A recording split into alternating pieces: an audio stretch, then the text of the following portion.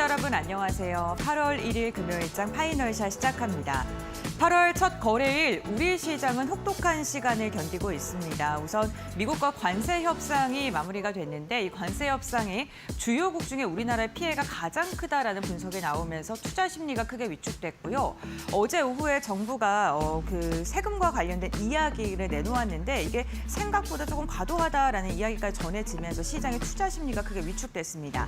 오늘 하루 동안에만 우리 시장 100포인트 넘게 밀리는 모습이 나타났었고 장중에는 시가총액 100위권에 있는 기업들 모두가 하락하는 모습이 확인되기도 했었습니다. 이러한 가운데서 우리는 또 어떠한 투자 전략을 현명하게 세워봐야 될까요? 오늘 마켓 A컷을 통해서는요, 세제 개편안과 관련된 이야기를 다루고자 합니다. 네, 오늘 마켓 A컷을 통해서 저희가 첫 번째로 준비한 그림은요. 지금 정부 세종청사에서 브리핑을 하고 있는 지금 기재부 차관의 모습을 저희가 준비를 했습니다. 세제 개편안에 대한 상세 브리핑에서 다양한 이야기가 나온 것으로 확인이 되는데요. 우선 크게 요약을 하자면 앞으로 더 걷고 그리고 적절한 데에 더 많이 사용하겠다라고 요약을 해볼 수 있을 것 같습니다. 그렇다면 어떤 부분에서 증세가 이루어졌고 어떤 부분에서 투자가 진행되는지 함께 확인해 보시죠. 우선 세제 개편안 크게 4가지로 좀 나눌 수 있을 것 같은데요. 먼저 법인세율 환원과 증권거래세율에 대한 환원, 그리고 양도소득세 대주주 요건이 강화되는 것과 배당소득 분리과세에 대한 내용으로 다뤄볼 수 있을 것 같습니다. 법인세율 부분 같은 경우에는요, 최고세율이 24%에서 25%로 늘어나고요. 이건 제가 지난번에 브리핑 시간을 통해서 이렇게 진행될 것 같다라고 이야기를 해드린 바 있습니다. 2022년 수준으로 다시금 돌아가는 거고요. 정부 측의 입장은 최고세율을 낮췄었을 때 대기업들에서 투자가 많이 진행되지 않았다라는 것을 그 이유로 들기도 했습니다. 주식 양도소득세에서 대주주 기준도 50억 원에서 10억 원으로 강화가 되죠. 이로 인해서 연말에 대주주 회피 물량이 강하게 출회될 수 있다라는 우려가 나오고 있는데 정부 입장에서는 이렇게 대주주 요건을 강화한다고 하더라도 시장에 크게 영향은 없을 것이다라고 이야기를 하고 있습니다. 증권거래세율 같은 경우에도요, 기본세율은 0.35%로 동일하지만 탄력세율에서 변화가 있습니다. 조금 더 증가한 것으로 확인이 되고 있고요. 지금 시장에서 가장 큰 이야기가 되고 있는, 화두가 되고 있는 게 배당소득 분리과세와 관련된 부분인데 이 부분에 대해서는 우선 분리과세 요건을 충족하기 위한 게 너무나도 까다롭고 그래서 이게 해당될 기업이 많이 적을 것이다라는 이야기가 나오고 있고요. 시장의 예상보다 최고세율이 35%, 굉장히 높게 나오면서 이로 인해 시장에선 실망 매물이 거세게 출회되고 있는 것으로 확인되고 있습니다. 시장에서 기대를 했던 건 이소영 의원이 주장했었던 25%가량을 최고 세율로 예상을 했었는데 그보다 10%포인트 더 높아진 세율로 지금 정부는 발표를 했습니다.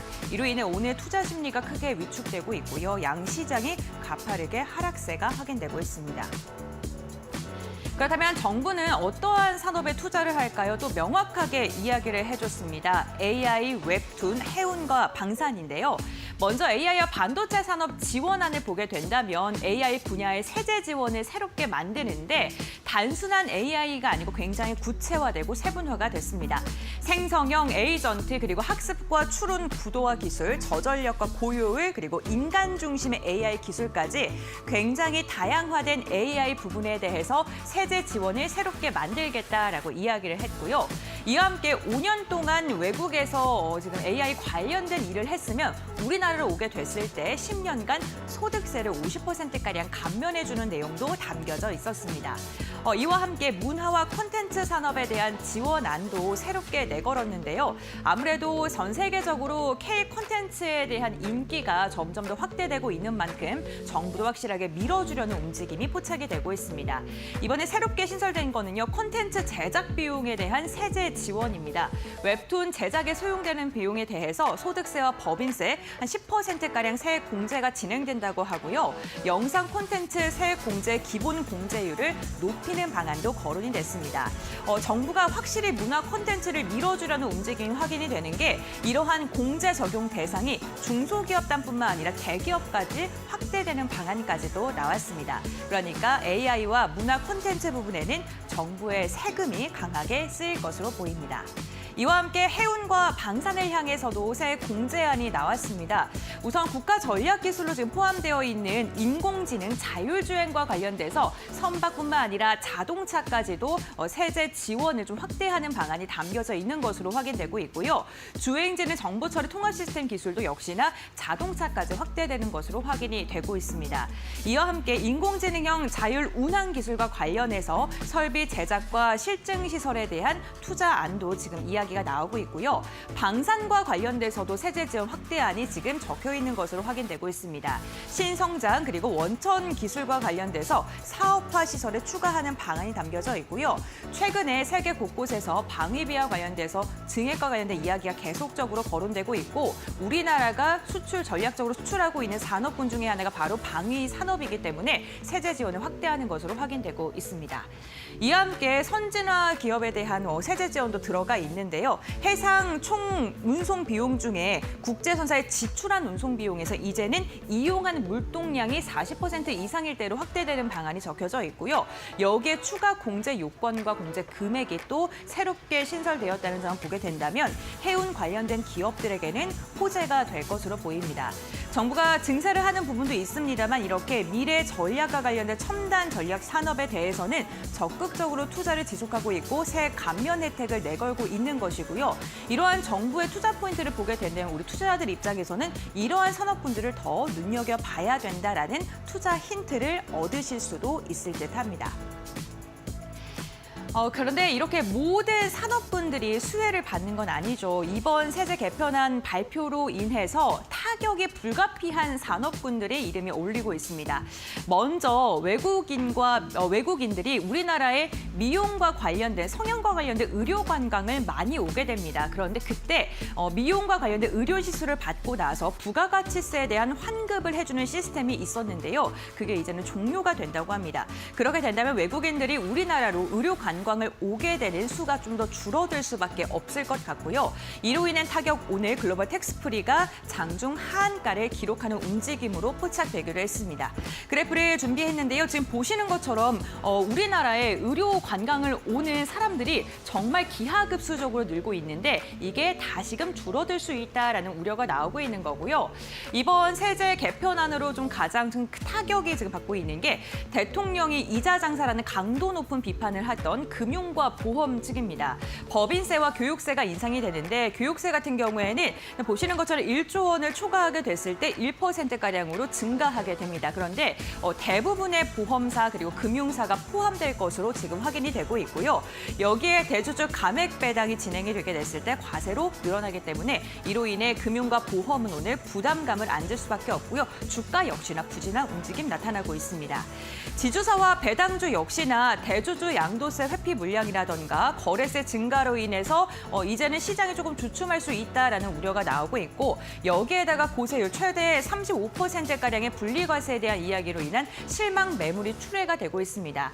다만 지주사와 배당주 같은 경우에는요. 자사주 소각에 대한 기대감으로 주가의 반등 여력이 남아있다라는 분석이 많이 나오고 있고요. 분리과세 요건에 만약에 충족되는 그런 기업이 있다면 그 기업은 오히려 강한 수혜를 받을 수 있다라는 코멘트까지 지금 얹어 있는 상황이니까요. 이 부분도 함께 참고를 해보시면 좋을 것 같습니다. 지금 앞으로 5년간 세수 효과를 보게 된다면 한 8조 이상 세수 증액 효과가 있을 것으로 보이고 법인세 같은 경우가 4조고요. 증권거래세에서 2조가량이 지금 걷어질 것으로 확인이 되고 있습니다. 증가 요인을 보게 된다면 법인세율과 함께 증권거래세율 그리고 교육세와 같은 과세 체계 개편으로 인해서 증세가 진행될 것으로 보이고 감소 요인 같은 경우에는 앞서 말씀드렸던 AI라던가 아니면 반도체, 콘텐츠, 해운, 방산과 같은 전략 기술로의 투자 확대 그리고 소득 공제 한도가 확대가 되면서 이로 인해 서민과 중상층의 세수 감면 효과가 있는 것으로 확인되고 있고요. 이와 함께 초등 저학년 예체능 교육비 세 공제 확대안들이 들어가서 보시는 것처럼 서민과 중상층의 세금 부담은 좀 줄어들고요. 중소기업과 대기업의 세금 부담이 늘어나는 것으로 확인이 되고 있습니다. 오늘 이러한 세액에 대한 이야기가 나오면서 시장이 굉장히 크게 흔들리고 있습니다. 그런데 이미 악재는 확연하게 노출이 됐고요. 우리는 이제는 반등의 타이밍을 잘 노려서 포트폴리오를 다시금 재정립해야 될 것 같습니다. 4월부터 7월까지 꾸준하게 기대감이 반영이 되면서 외국인의 매수세가 우리 시장으로 유입이 됐고요. 이로 인해 유가증권 시장이 3,200포인트를 돌파하는 데 성공을 했습니다. 그 가운데 있었던 게 지주사와 금융주가 상승을 올해 초만 해도 이끌었었고요. 금융주 같은 경우에는 올해 초와 비교했을 때 4월과 비교했을 때 한 40%가량의 주가 상승이 나오기도 했습니다. 그런데 개편안이 발표된 직후 오늘이죠. 실망 매물이 거세게 출회되고 있습니다. 분리과세에 대한 실망감 그리고 대주주에 대한 기존 환원 요건이 굉장히 강화됐다는 점 등이 투자 심리를 크게 위축시키고 있고요. 시장을 이끌었었던 금융주와 배당주를 중심으로 매도 물량이 나오고 있습니다. 그런데 이제는 일반 주주에 대한 보호 법안의 입법이 본격화되는 이번 달과 다음 달부터는 반등의 트리거를 찾을 수 있다라는 긍정적인 코멘트가 나오고 있고요. 구조적으로 변화하는 수혜주를 봐야 되고 이와 함께 정부가 확실하게 투자한다라고 말하는 그러한 기업과 섹터들을 봐야 한다라는 의견이 굉장히 많습니다. 오늘 세금과 관련돼서 지금 다양한 리포트들이 나오고 있는데 공통적으로 하고 있는 말이요. 지주 업종에 대한 투자 의견 아직은 긍정적이다, 유지한다라는 이야기 많이 나오고 있으니까요. 흔들리는 시장 속에서 너무 불안해하지 마시고 앞으로 다가올 반등의 시그널을 저희와 함께 공부해 보시면 좋을 것 같습니다. 네, 이렇게 마켓 A컷 마무리하도록 하고요. 이 시각 우리 시장은 어떻게 흘러갈지 알아보도록 하겠습니다. 김주영 아나운서가 전해드립니다. 네, 시장 2시 10분 구간 지나가고 있습니다. 시장 흐름 같이 한번 체크해 보시죠. 오늘 국내 증시는 세법 개정안에 따라서 실방 매물이 크게 출하되고 있습니다. 현재 코스피와 코스닥 모두 3% 넘는 깊은 낙폭을 보여주고 있는데요. 일중 흐름 통해서 조금 더 자세하게 짚어보시죠. 먼저 코스피부터 확인해 보도록 하겠습니다. 오늘 코스피 1%대 하락세로 출발을 했습니다. 이날 빠르게 낙폭을 키워가는 모습이었고요. 오늘 일중 저점 3,125포인트를 터치해낸 이후에 조금은 회복하려는 움직임도 연출이 됐었지만 다시금 일중 저점 부근에서 현재 구간 움직이고 있습니다. 3,129포인트 선 지나가고 있고요. 특히나 이렇게 3% 후반대 깊은 낙폭은 지난 4월 7일에 5%대 낙폭을 보인 이후에 처음이기 때문에 시장에서 더 강하게 반응하고 있다는 점 체크해 보시면 좋을 것 같습니다. 다음으로는 코스닥 확인해 보겠습니다. 네, 오늘 코스닥도 전반적으로 비슷한 흐름들 이어가고 있습니다. 마찬가지로 1% 넘는 하락세로 오늘 출발을 했고요. 이날 낙폭 계속해서 키워가면서 현재 구간 저점 부근에서 움직임 나오고 있습니다. 오늘 773포인트 선 지나가고 있다는 점 체크해 보시죠. 다음으로는 수급 상황 확인해 보도록 하겠습니다. 먼저 코스피입니다. 오늘 코스피에서 개인만이 순매수하고 있는 모습 확인되고 있습니다. 개인의 이 매수폭이 점차 키워가고 있는 모습 확인되고 있고요. 현재 구간에서는 1조 4천억 원 이상 담아내고 있고 반면에 외국인과 기관의 매도폭도 점차 커지고 있는 모습입니다. 현재 구간 외국인은 6,800억 원, 기관은 8,500억 원 이상 팔아내고 있는 모습 확인해 보시죠. 다음으로는 코스닥 수급 상황 확인해 보겠습니다.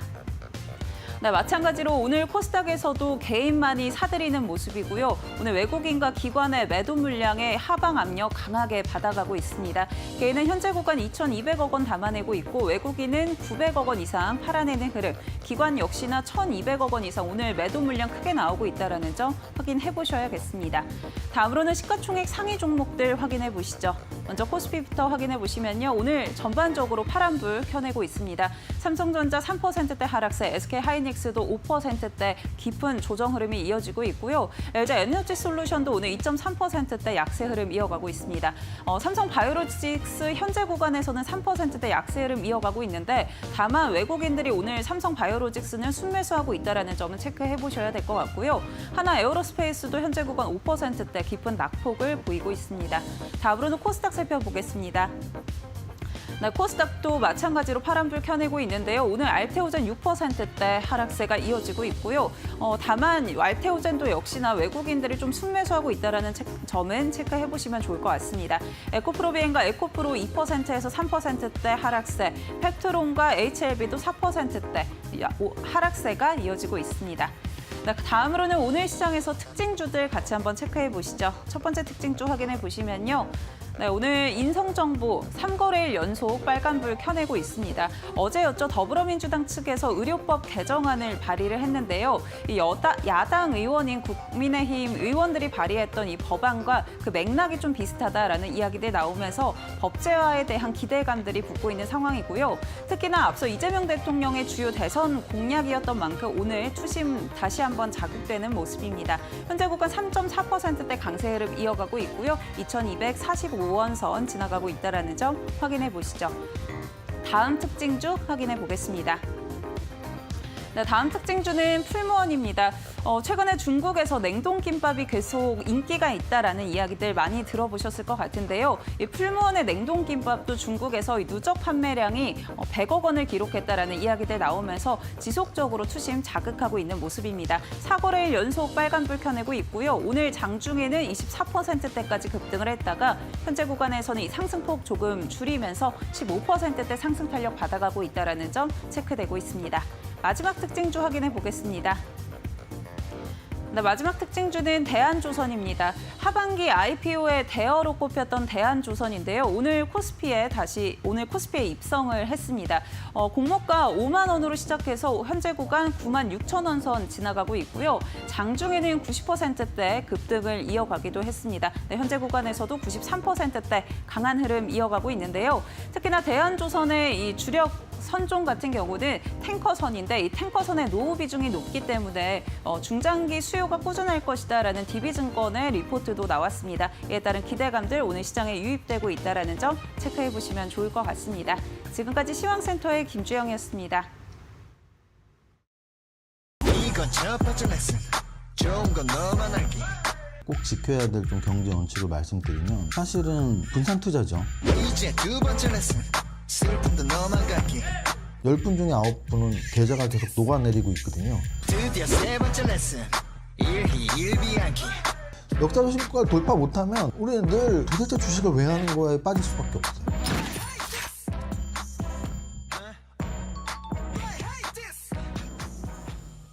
사실은 이제 뭐 너무 오래된 얘기라 우리가 이제 뭐 왕년에 나 잘했어 이런 거 같은 건데요. 뭐 제가 어떻게 썼던 책이나 뭐 허영만 화백님이 그려뒀던 만화나 사실 이게 다 이야기가 있으니까 또 이렇게 또 처음 뵙는 분들이 또 질문을 하시는데 간단히 말씀을 드리면 저는 이제 주식을 처음 할 때 큰 돈이 없는 상태에서 시작을 했거든요. 백지 상태였는데 돈은 백지 상태였는데 그래도 뭐 학교에서 경제학, 경영학, 회계학 뭐 공부 열심히 했었고 또 이제 좀 약간 부자가 되고 싶은 의지도 있었고 그래서 이제 월급을 받는 족족 이렇게 계좌에 넣어서 그 당시에 좀 했던 이렇게 단기 매매들, 그러니까 하루하루 최선을 다하는. 그러니까 중장기 투자와 단기 매매의 가장 큰 차이점은 단기 매매는 하루하루 승부를 보는 거거든요. 오늘 최선의 종목을 찾아서 오늘 10% 20% 수익을 내기 위해서.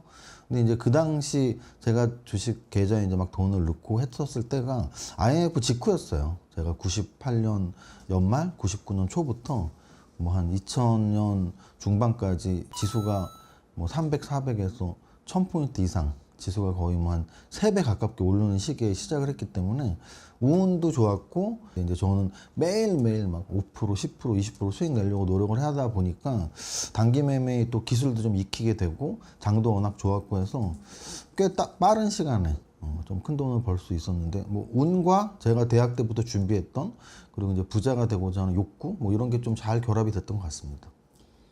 근데 이제 만약에 주식 쪽에서 너 진짜 주식 잘하는 사람 마저 했을 때 말씀하신 것처럼 제가 증명하면 그건 다 포토샵이에요. 그럼 포토샵이 아닌 건 딱 두 가지가 있습니다.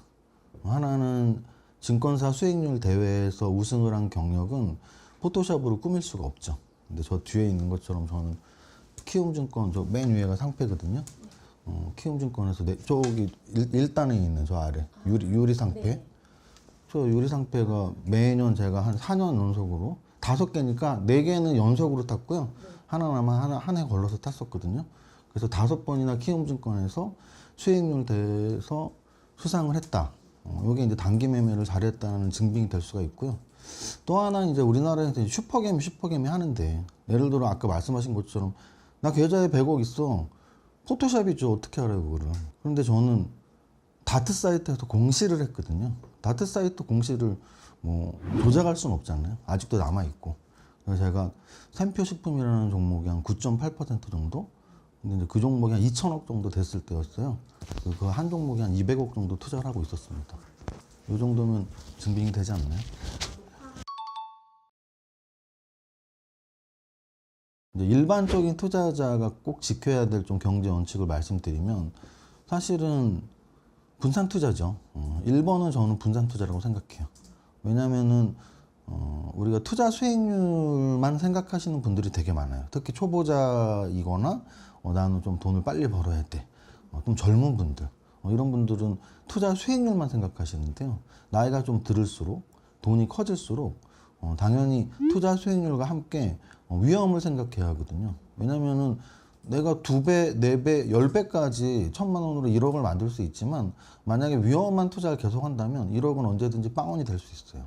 10억이 돼서도 빵원이 될 수 있어요. 저 같은 경우는 아까 말씀드린 것처럼 뭐 1,000만 원씩 이렇게 월급 넣은 걸로 주식을 해서 100억이 됐다고 했는데 사실 그 중간 단계에서 한 10억 정도 될 때까지는 한 종목에 미소몰빵을 치면서 빠른 시간 안에 10억을 벌었었거든요. 근데 어느 날 하루에 한 3억 정도로 손해를 봤어요. 그래서 어차피 제가 월급으로 번 거니까 또 다시 월급으로 벌면 되는데 10억이라는 돈이 빵원이 되면 되게 힘들겠다. 기껏 이제 돼지고기 먹다가 소고기 먹고 있는데 소고기 다시 못 먹겠구나. 이런 겁이 나더라고요. 그래서 이제 저는 10억 이상 됐을 때부터는 좀 분산 투자를 했거든요. 그래서 여러분들한테 조언을 드리자면 금액이 클수록 또 나이가 좀 있으실수록 완전한 위험에 빠지면 안 되기 때문에 그 위험을 분산하는 유일한 방법은 분산 투자예요. 여러 투자 대상에 뭐 n분의 1씩 투자하는 거죠. 그래서 첫 번째 원칙은 저는 분산 투자라고 생각을 하고요.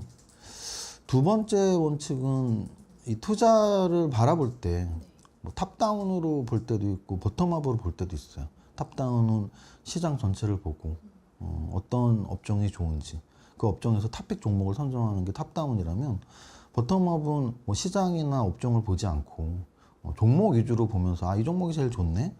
그러다 보면 아까 말씀드렸던 분산 투자가 잘 안 행해질 때가 있어요. 왜냐면은 내가 시장에서 좋아하는 종목 5개를 골라서 분산 투자를 했다고 생각하지만 그 5개의 종목이 다 제약바이오일 수도 있고 다 반도체일 수도 있죠. 그래서 어찌 보면은 위험을 분산하기 위해서는 서로 다른 주가 움직임을 갖고 있는 종목을 사야 되기 때문에 업종을 먼저 선택하고 그 업종의 탑픽 종목을 선정하는 게 분산 투자로 갈 수 있는 지름길인데 그러려면 당연히 탑다운을 해야 된다고 생각하고요.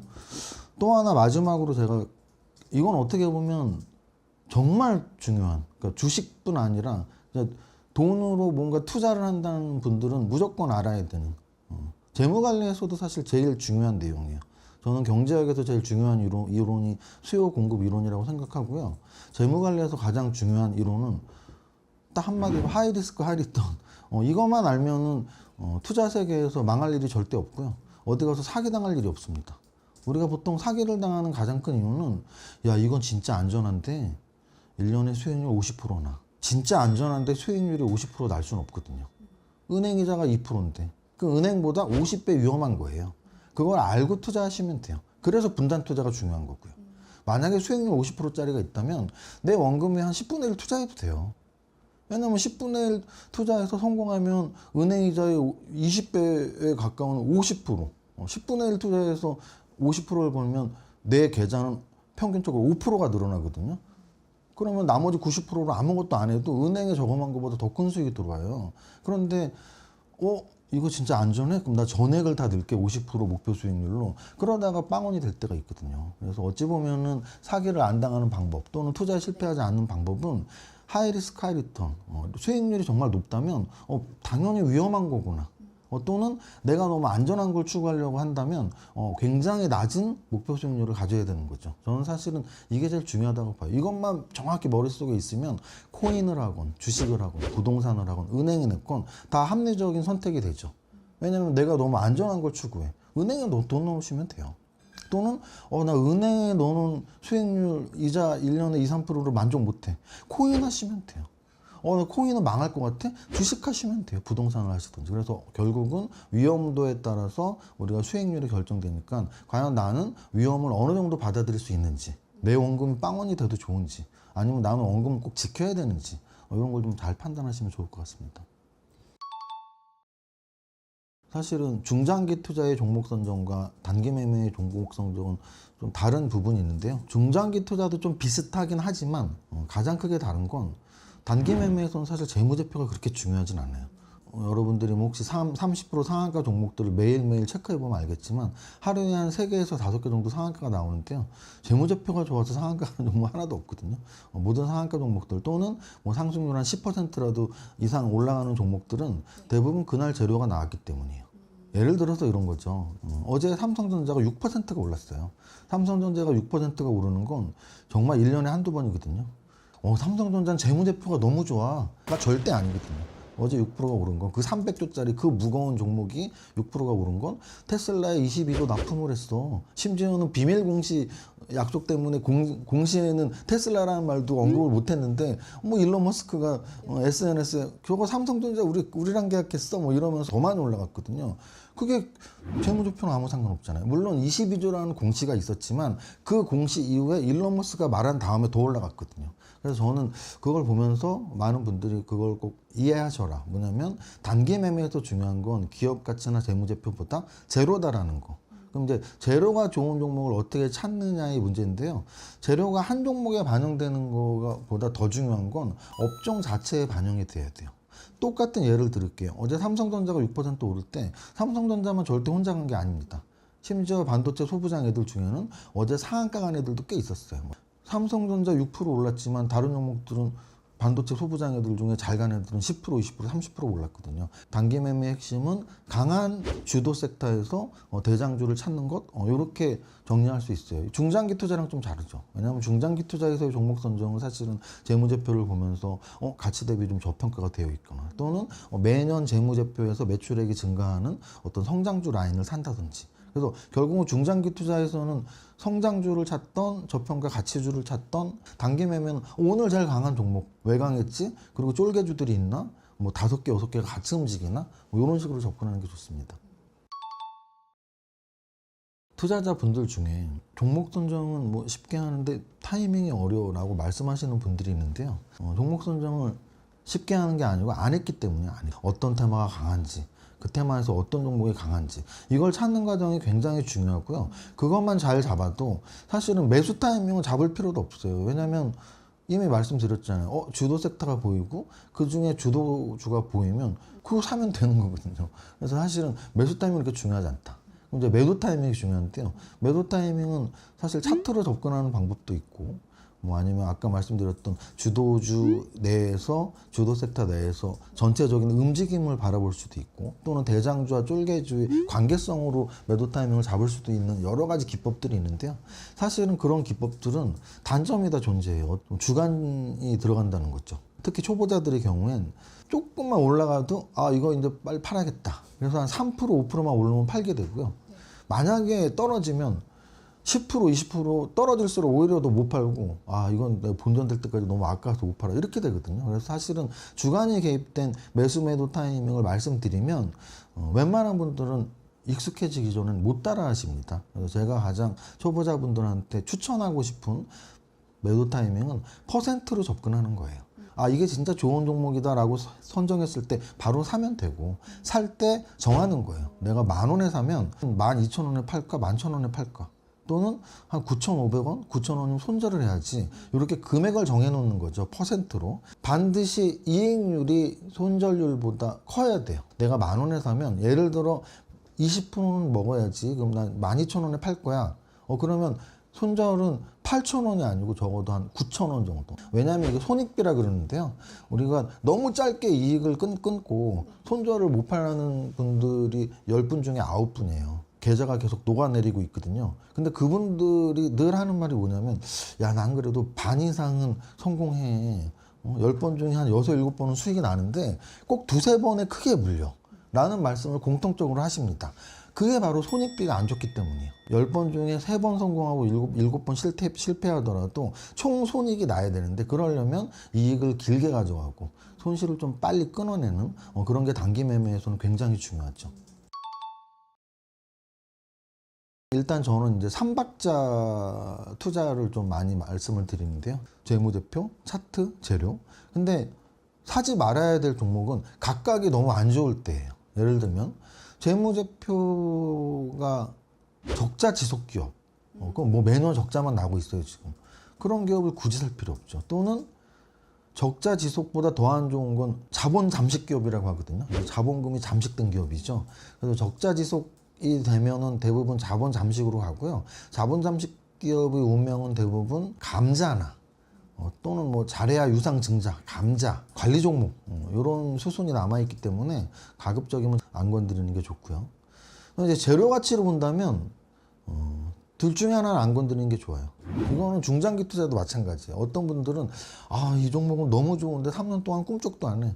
아무도 관심이 없기 때문이거든요. 그래서 사람들이 관심을 가지려면 뭔가 그래도 입에 오르내려야 될 이유가, 스토리가 있어야 되기 때문에 재료가 너무 없는 종목들은 좀 재미가 없을 수 있다. 극단적으로 반대에 있는 애들. 너무 지금 핫해. 너무 핫한 재료라서 막 주가가 3배, 4배, 5배가 올라 있어요. 그러면 아주 공격적으로 단기 매매를 잘 하시는 분들이 아니라면 바닥 대비 뭐 3배, 5배씩 오른 종목을 굳이 따라갈 필요는 없다. 그리고 마지막으로 이제 차트적 관점으로 말씀을 드리면, 차트적 관점은 이 재무제표랑 재료가 이제 다 녹아있기 때문에 차트에는 모든 것들이 녹아있거든요. 차트는 방금 말한 걸 그대로 설명할 수 있어요. 그냥 아무 움직임이 없는 종목. 그럼 재미없죠. 반대로 이격도가 굉장히 벌어져 있는 종목, 그건 굉장히 단기 급등을 했거나 이런 종목이기 때문에 결과적으로는 재무제표가 너무 안 좋은 종목들, 또는 차트가 재미없거나 너무 급등한 종목들, 또는 재료가 아예 없거나 재료가 나와서 너무 지금 핫해져서 뜨겁게 달궈진 종목들은 조심할 필요가 있는 거죠.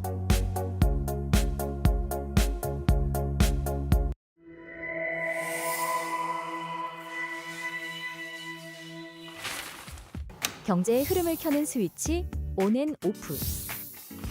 오늘은 개인정보 보호 스위치를 켜보겠습니다. 지금 개인정보 보호 스위치는 오프.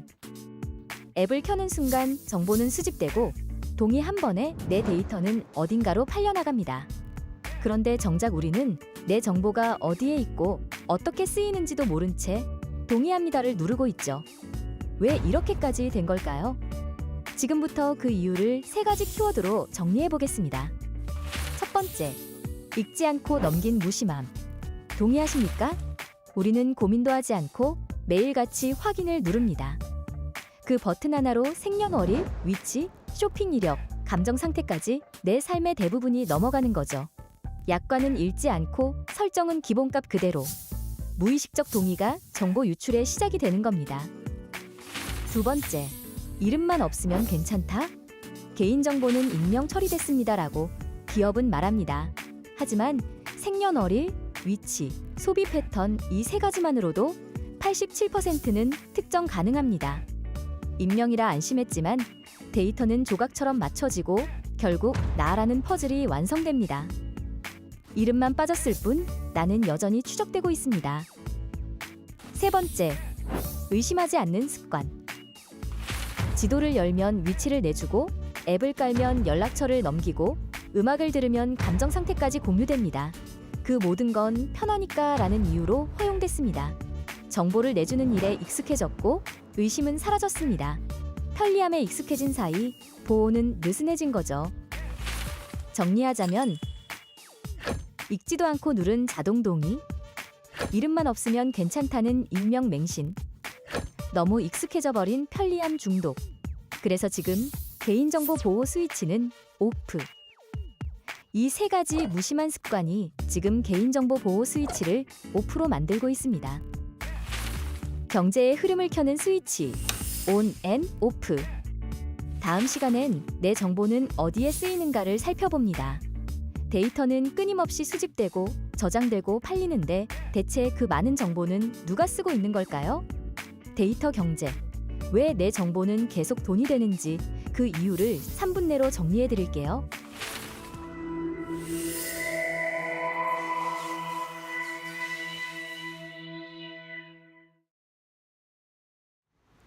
시청자 여러분 안녕하십니까? 신민영입니다. 금요일에 파이널샷 함께하고 계십니다. 종목 파인더 통해서 오늘의 정확한 종목 이슈들 점검해보고 가시죠. 첫 번째 이슈 바로 만나보겠습니다. 네, 이재명 정부의 세제 개편안이 어제 확정됐습니다. 시장의 기대에 크게 못 미치는 부분들이 좀 확인이 되면서 오늘 시장에 큰 영향을 또 주고 있는 상황이죠. 특히 배당소득 분리과세 관련해서 기준이 조금 더 엄격해졌습니다. 분리과세 개편에서 최고 세율이 35%로 확정이 되고 내년부터 시행될 것이라는 이야기가 나오게 되면서 이 배당에 대한 효과가 생각보다 크지 않을 수 있다. 촉진 효과가 생각보다 작을 수 있다라는 지적이 나타나고 있는 상황입니다. 그리고 개편 요건을 보면 일단 전년비 현금 배당의 감소가 없어야 한다라는 부분, 그리고 배당 선양 40% 이상이 책정이 됐는데 40% 이상은 또 생각했던 것보다 높은 수치이기도 합니다. 그리고 배당 성향이 40%가 되기 어렵기 때문에 배당 성향 25% 이상이고 배당액이 직전 3년 평균 대비 5% 이상 증가하는 기업도 함께 이렇게 포함이 됐습니다. 배당 성향 40% 이상인 주요 코스피 상장사들을 좀 모아보자면 고려 아연부터 한전기술, SK텔레콤 같은 종목들이 있고 NH투자증권, 삼성카드 같은 금융주, 이 밖에도 KTNG, LG유플러스, 동서 S1 등이 포함이 되는데요. 이러한 기업들은 이제 다음 주 중에 세제 혜택 관련 기대감이 좀 붙으면서 수급이 따라와 주는지 확인해 볼 필요가 있겠습니다. 오늘 그동안 상승 랠리를 펼쳤던 금융주, 지주사들은 전반적으로 급락세 나타나고 있는 모습입니다. KB금융의 경우 4% 가까이 밀려나고 있고요. 10만 6,700원 선 지나가고 있습니다. 이 밖에도 금융주 줄줄이 약세 흐름 나타나고 있습니다. 한국금융지주가 6%대 급락세, 증권주 안에서는 하나투자증권과 신영증권의 약세가 나타나고 있고요. 미래에셋생명 같은 보험주도 7% 가까이 빠지면서 전반적으로 약세 흐름 피하지 못하고 있습니다. 두 번째 이슈 살펴보시죠. 네, 마스가 이제 조선업의 호재가 강력합니다. 역시나 오늘도 시장 대비 선방하는 모습 나타나고 있는데 1,500억 달러의 한미 조선협력 펀드, 그러니까 전용 펀드가 조성됐다라는 소식 힘입어서 하나오션 연일 52주 신고가를 다시 쓰고 있습니다. 약세상 쪽에서도 나홀로 굳건한 모습 이어가고 있는데요. 하나오션에 대한 기대감은 점점 더 커져가는 모습입니다. 삼성증권에서 국내 조선 빅3 중에서 트럼프 행정부가 원하는 미국 내 직접적인 투자를 실제로 진행하고 있는 유일한 기업이라고 평가했고요. 유안타에서도 대미 투자에 대한 중장기 수익성 우려하기도 했는데 정책 금융 지원이 나오게 되면서 부담이 좀 줄게 됐다라는 평가를 제시했습니다. 오늘도 조선 업중을 끌어주고 있는 것은 대한조선입니다. IPO 대여로 계속 주목을 받았는데 오늘 코스피 상장 첫날이었는데 이 약세장 속에서도 불구하고 따상에 근접하게 급등하는 흐름 보여줬고요. SK증권에서도 경쟁력 있는 사업 포트폴리오 그리고 수익성 대비 상대적으로 저평가된 매력까지 부각된다면서 이러한 경쟁력을 실적으로 보여주고 있는 기업이라고 평가했습니다. 기관 대상의 수요 예측에서 275대 1 기록한 바 있고요. 공모가가 희망밴드 상단인 5만 원으로 책정이 됐습니다. 일반 청약도 흥행을 했고 증거금도 17조 8,608억 원가량 모으면서 IPO 때부터 기대감이 있었던 종목이었는데요. 대한조선 현대 구간의 흐름도 함께 살펴보도록 하겠습니다. 네, 현재도 93%대 급등세 유지를 해주고 있고요. 96,600원까지 치솟았습니다. 하나오션도 4%대 강세 흐름 보이면서 조선 업종의 상승세 이끌어주는 모습입니다. 이 밖에도 STX 엔진과 SNW 하나 엔진까지 엔진 조선 엔진단에서도 1에서 2%대 강세 흐름 포착이 되고 있습니다. 이어서 세 번째 이슈 함께 체크해 보시죠.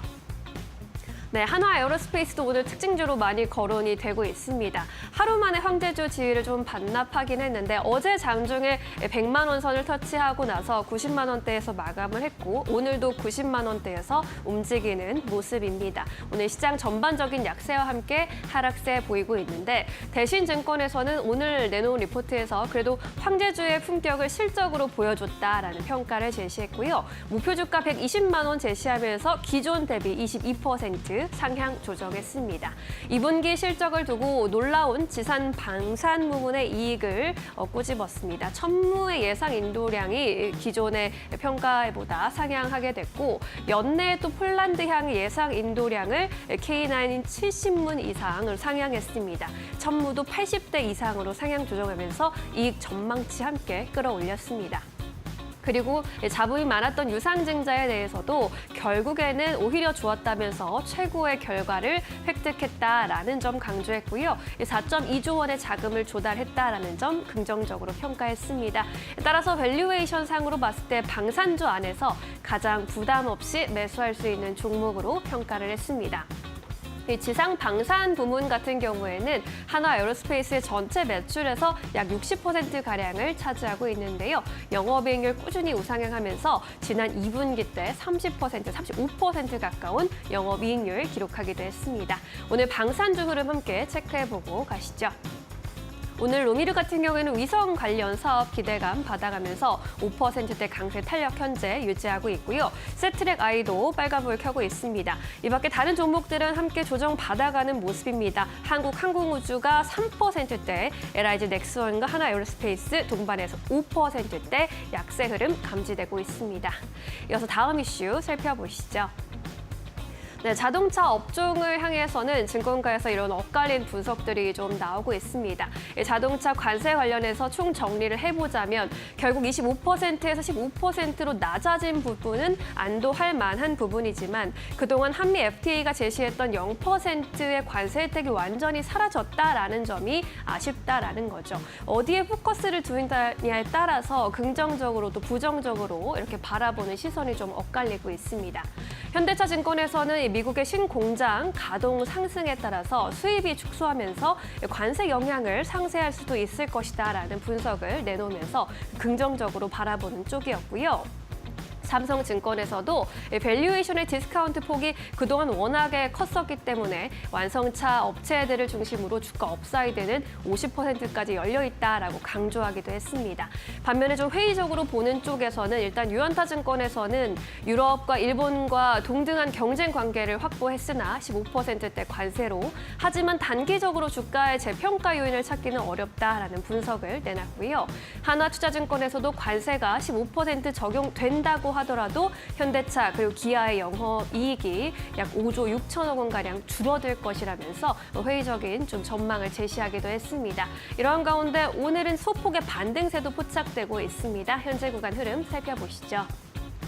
네, 기아와 현대차 현재 또 다시 하락 전환한 모습인데요. 현대차가 1% 가까운 약세 흐름 나타내고 있습니다. 기아도 역시나 0.5%대 약세로 움직이는 모습입니다. 세원물산과 현대공업 같은 부품주들도 현재 다시 약세로 나타나고 있고요. 모티브링크가 0.3%대 강보합권 흐름 보이고 있습니다. 자, 이렇게 오늘의 주요 종목 이슈들 그리고 흐름 살펴봤습니다. 시장이 전반적으로 약세 흐름 보이고 있는데요. 또 어떤 종목들 눈여겨보는 게 좋을지 잠시 후에 박근호 이사와 함께 점검해 보도록 하겠습니다.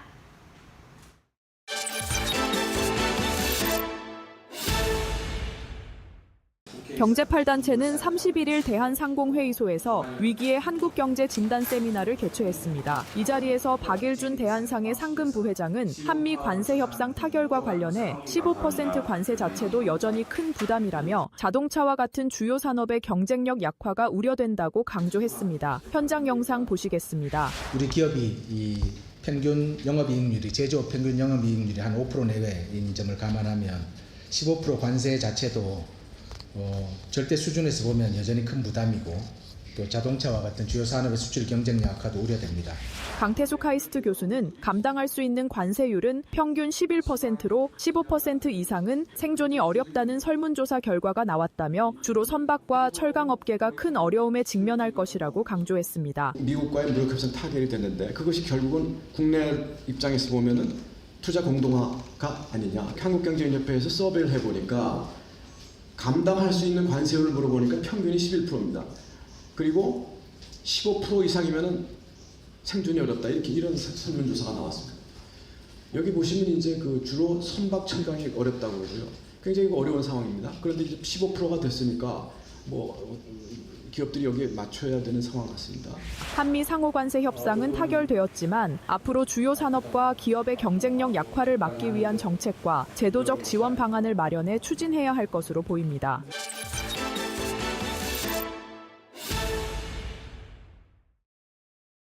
네, 8월 첫 거래일부터 시장이 크게 빠지고 있습니다. 양대지수 3%대 약세 흐름 감지되고 있는데요. 이 안에서 또 집중해 볼 만한 기업들 살펴보도록 하겠습니다. GC인포 박근호 이사 모셨습니다. 어서 오십시오. 안녕하십니까. 네, 오늘도 파이널샷에서 포착한 오후장 특징주들 먼저 화면으로 만나보겠습니다.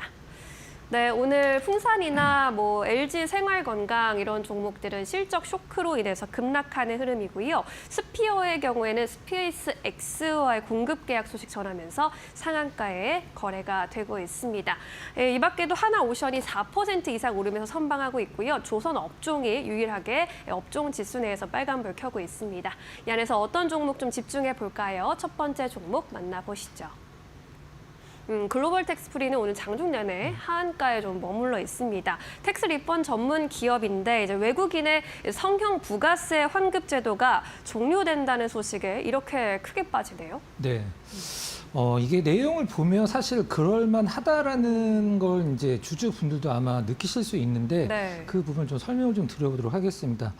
뭐 하는 기업인지는 사실 설명을 안 드려도 될 것 같긴 한데 우리가 보통 그 공항에 있는 거는 듀티프리라고 하고 이제 시내에 있는 사업 면세점은 이제 텍스프리라고 하는데 그 텍스프리 쪽에서 이제 텍스 리펀드 관련 사업을 하는 기업이죠. 우리나라에서는 상장된 기업 중에 하나밖에 없기 때문에 외국인 관광객들 많이 온다 그러면 이제 글로벌 텍스프리가 먼저 움직이는 그런 느낌을 보여주고 있는데 어느 정도 영향이 있는지 지금 이제 앵커께서 잠깐 짚어주신 외국인 관광객 미용, 성형, 치아 미백도 들어가긴 합니다. 이게 생각보다 굉장히 크더라고요.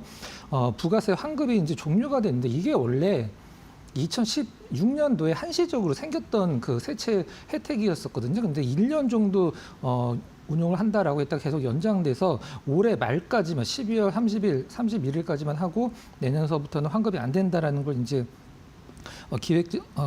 기획재정부에서 발표를 좀 했는데 일단 어떤 거냐면 이제 외국인 관광객이 우리나라 피부과나 성형외과 와서 어떤 시술이나 수술을 했을 때 그 수술 비용의 10%를 이제 환급을 해주는 건데 그 규모가 만만치가 않습니다. 그 10% 환급을 해주면 거기서 30%가 글로벌 텍스프리의 매출로 잡히거든요. 근데 그게 이제 올해 어느 정도 수준이냐면 기획재정부가 발표를 했죠. 이제 전망이 합니다만 외국인 관광객 미용 환급금이 920억입니다. 920억이 그러니까 10%라는 거죠. 그러면은 외국인 관광객이 우리나라에 와서 수술 및 시술하는 것은 거의 1조 원에 가까울 정도의 어떤 그 규모라는 건데 거기서 이제 10%가 1,000억 원이니까 그렇죠? 그럼 거기에서 30%가 이제 글로벌 텍스프리 매출이니까 환급금 올해 920억 예상. 그럼 거기서 30%가 글로벌 텍스프리 매출. 그럼 300억이 되겠죠. 근데 이 300억이 사실 중요한 게 아닙니다. 뭐가 중요하냐면 네.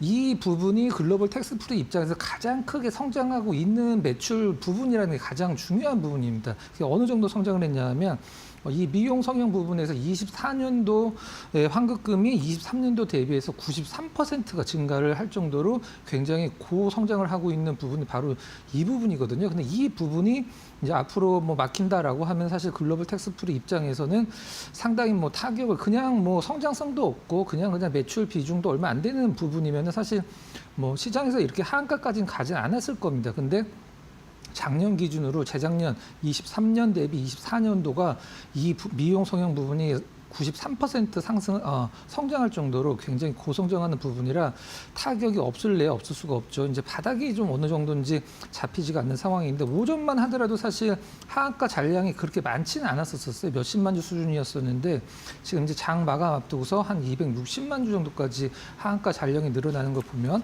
일단은 다음 주 월요일도 일단 조금 주주분들 입장에서는 걱정을 할 만한 주가 흐름이 연출이 될 거라고 좀 생각을 좀 하고 있습니다.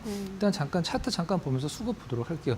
사실 외국인 기관 수급 굉장히 좋았습니다. 좀 약간 그러네요. 중간에 좀 약간 너울너울하긴 합니다만은 오늘 하한가로 글로벌 텍스프리가 4달 올린 거를 하루 만에 빼버렸어요. 그러니까 주주분들 입장에서는 사실 뭐 주가 차트 보랴, 기업 분석하랴 굉장히 뭐 어려운데 이런 것까지 사실 체크를 하기는 굉장히 힘든 부분이죠. 주식하기 굉장히 좀 어려운 시기인 것 같긴 한데 네. 중요한 것은 이제 하한가가 언제 풀리냐인데 제가 봤을 때는 월요일 날은 일단 당연히 하락으로 시작을 할 것 같고 하한가 잔량 보면 그다음에 거래량이 좀 오늘 또 기관이 거의 250만 주 이상 혼자 팔고 있기 때문에 외국인도 팔고는 있죠. 일단 월요일까지는 뭐 신규로 급락을 이용해서 접근하실 분들은 일단 월요일까지는 좀 약간 참으시는 게 좋을 것 같고 주주분들은 사실 4달 전에 사셔서 굉장히 수익률이 좋다라고 하신 분들 지금 일단 뭐 본전까지 내려온 부분인데 일단 그 부분은 일단 조금 좀 반등을 좀 기다려 보고 일단 신규 접근은 조금 더 차분하게 좀 접근을 하자 이렇게 말씀드리도록 하겠습니다. 네, 좀 예상하기가 어려웠던 악재였던 것 같습니다. 글로벌 텍스프리 매출에 미치는 영향, 타격 꽤 클 것으로 전망되고 있다는 점 참고해 보시죠. 자, 이렇게 첫 번째 특징주 만나봤고요. 두 번째 종목으로 살펴보겠습니다. 네, 미래에셋증권 이쪽도 오늘 크게 네. 빠집니다. 증권주 전반적으로 너무나 약세인데 어제 발표된 세제 개편안에 대한 큰 실망감 속에 차익 실현 매물이 쏟아져 나오고 있습니다. 앞으로 어떻게 전망해 볼 수 있을까요? 주식이 이제 본격적으로 들어가기 전에 제 의견을 좀 말씀을 드리면 네. 주식은 우리가 보통 런닝머신, 이제 트레이드밀, 런닝머신에 믿는 것과 똑같다라고 저는 좀 생각을 하거든요. 그게 무슨 말이냐면 시장에서 런닝머신 위에서 뛸 수 있는 재료들을 계속적으로 공급을 해줘야 됩니다. 지금 조선주들처럼. 근데 그동안에 뭐 미래에셋증권을 위시를 해서 증권주들이 이 런닝머신 위에서 뛸 수 있는 재료들은 좀 무엇이 있었냐면 뭐 지수도 올라갔죠. 그다음에 세제도 개편됐죠. 그리고 실적도 좋아졌죠. 이런 것들이 계속적으로 일단 런닝머신 위에서 뛸 수 있는 재료였었는데 이런 재료가 없이 런닝머신 위에서 멈춰버리면 나는 가만히 있지만 사실 뒤로 밀리잖아요. 이제 네. 이게 바로 주식의 그 주가 상승의 생리라고 이제 보시면 될 것 같은데 일단 좀 그 과세 개편이 어떤 정도 됐는지 한번 오늘 다들 관련주들 갖고 계신 분들 그리고 오늘 시장이 사실 뭐 어떤 것 때문에 떨어졌다라고 좀 설명드리기 좀 약간 힘들긴 합니다만은 이런 부분들이 사실 시장에 가장 큰 영향을 좀 미치지 않나라는 생각을 하고 있어요. 일단 대주주 양도세가 조금 이제 개별주들은 걱정을 좀 할 만한 부분으로 좀 바뀌었죠. 50억에서 이제 10억으로. 기준이 이제 바뀌었기 때문에 사실 우리가 대형주들 지금 10억 갖고 있는 분도 굉장히 좀 많이 있거든요. 사실 이건 좀 약간 제가 봤을 때는 좀 우려스럽긴 하고 그다음에 배당소득 이제 분류과세가 35에서 45로 최고 구간이 일단 45까지 좀 커졌다. 그다음에 이게 좀 저는 조금 더 아쉽긴 한데 감액 배당을 이제 과세를 한다라고 그동안에는 감액 배당이 과세가 없었죠.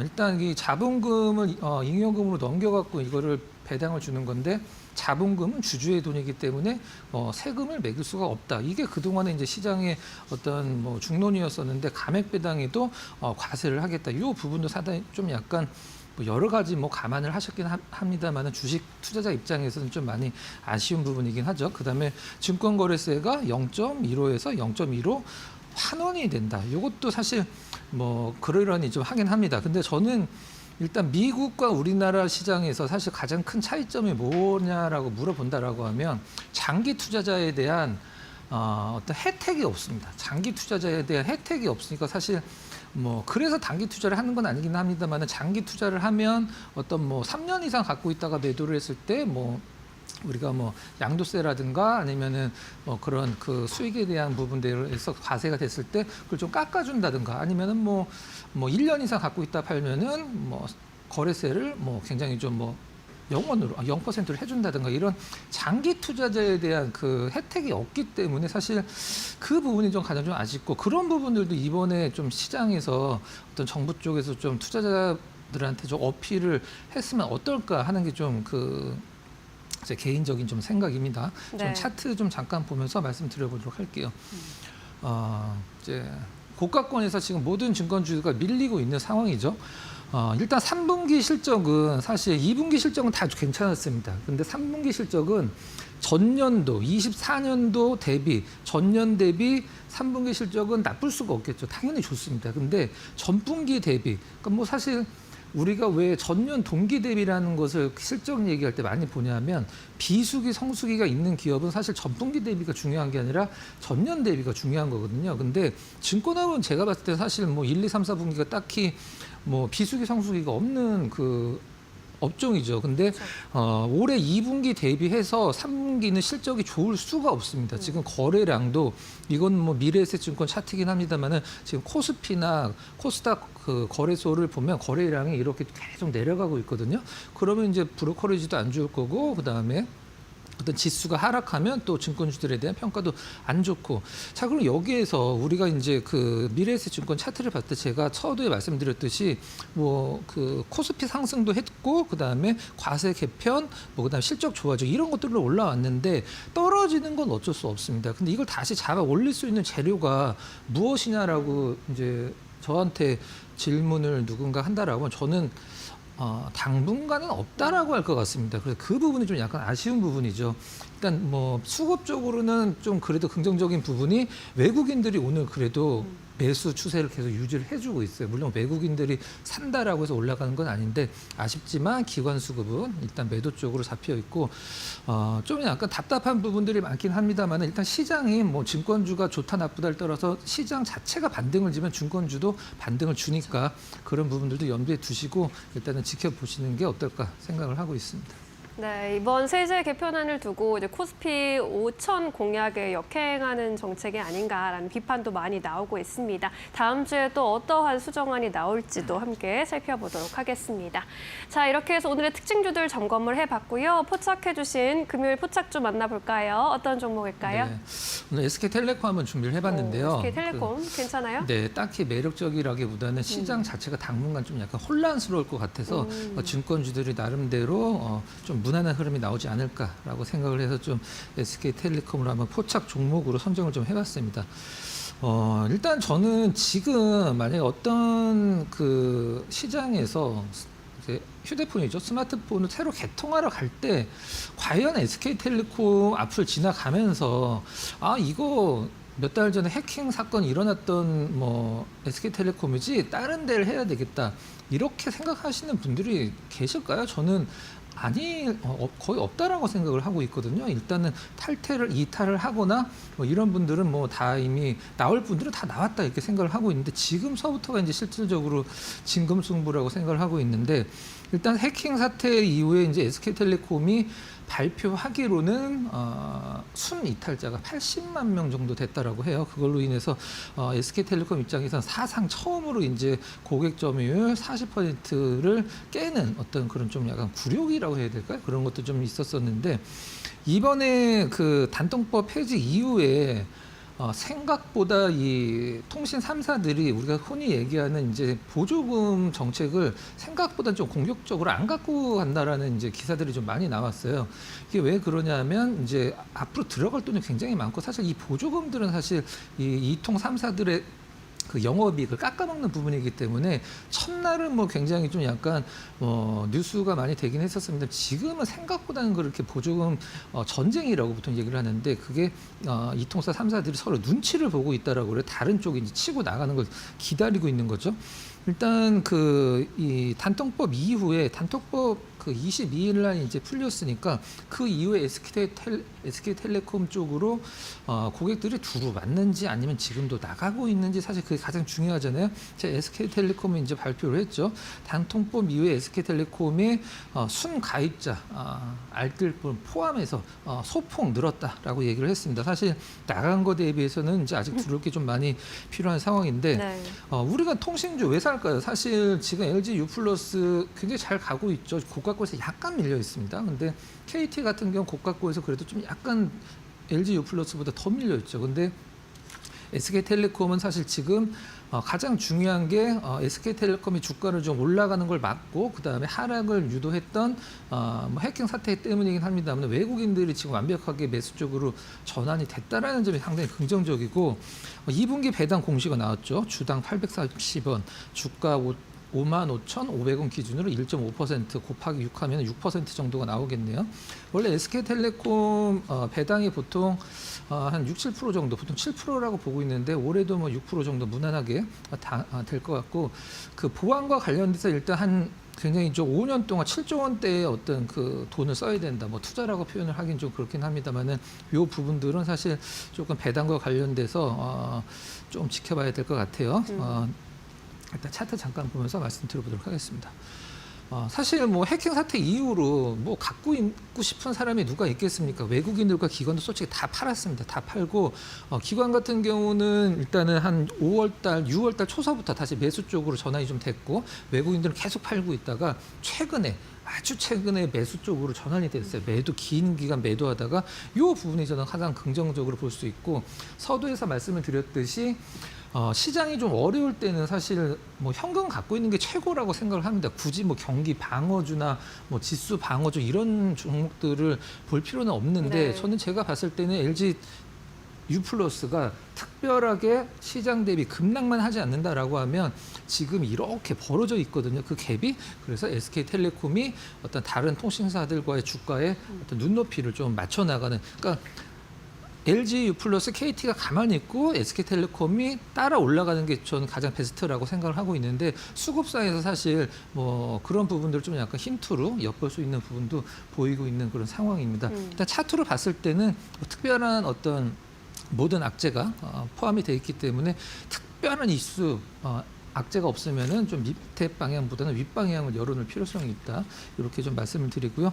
가격적인 전략을 좀 말씀드리도록 하겠습니다. 매수가가 일단은 지금 현재 가격이 55,700원인데 지금 그냥 횡보하고 있는 구간이죠. 그냥 55,000원 전후 구간은 뭐 큰 무리 없다라고 생각을 하고 있고요. 목표 가격은 굉장히 좀 짧게 잡았습니다. 전고점 정도 될 것 같은데 전고점 한 4월 이제 급락하기 바로 전 가격대가 이제 6만 원 전후 가격이거든요. 해킹 사태 바로 전 가격이 그 정도로 이제 목표 가격을 좀 잡아보도록 하고 손절 가격은 또 역시 좀 타이트하게 좀 잡을 수밖에 없는 시장 상황이기 때문에 54,000원 정도로 한번 좀 설정을 해보도록 하겠습니다. 네, SK텔레콤 살펴봤습니다. 해킹 사태의 아픔을 딛고 회복을 준비하고 있는 구간 6만 원까지 함께 바라보도록 하겠습니다. 눈여겨보시면 좋을 것 같고요. 오늘은 여기서 인사드릴게요. 자세한 설명 고맙습니다.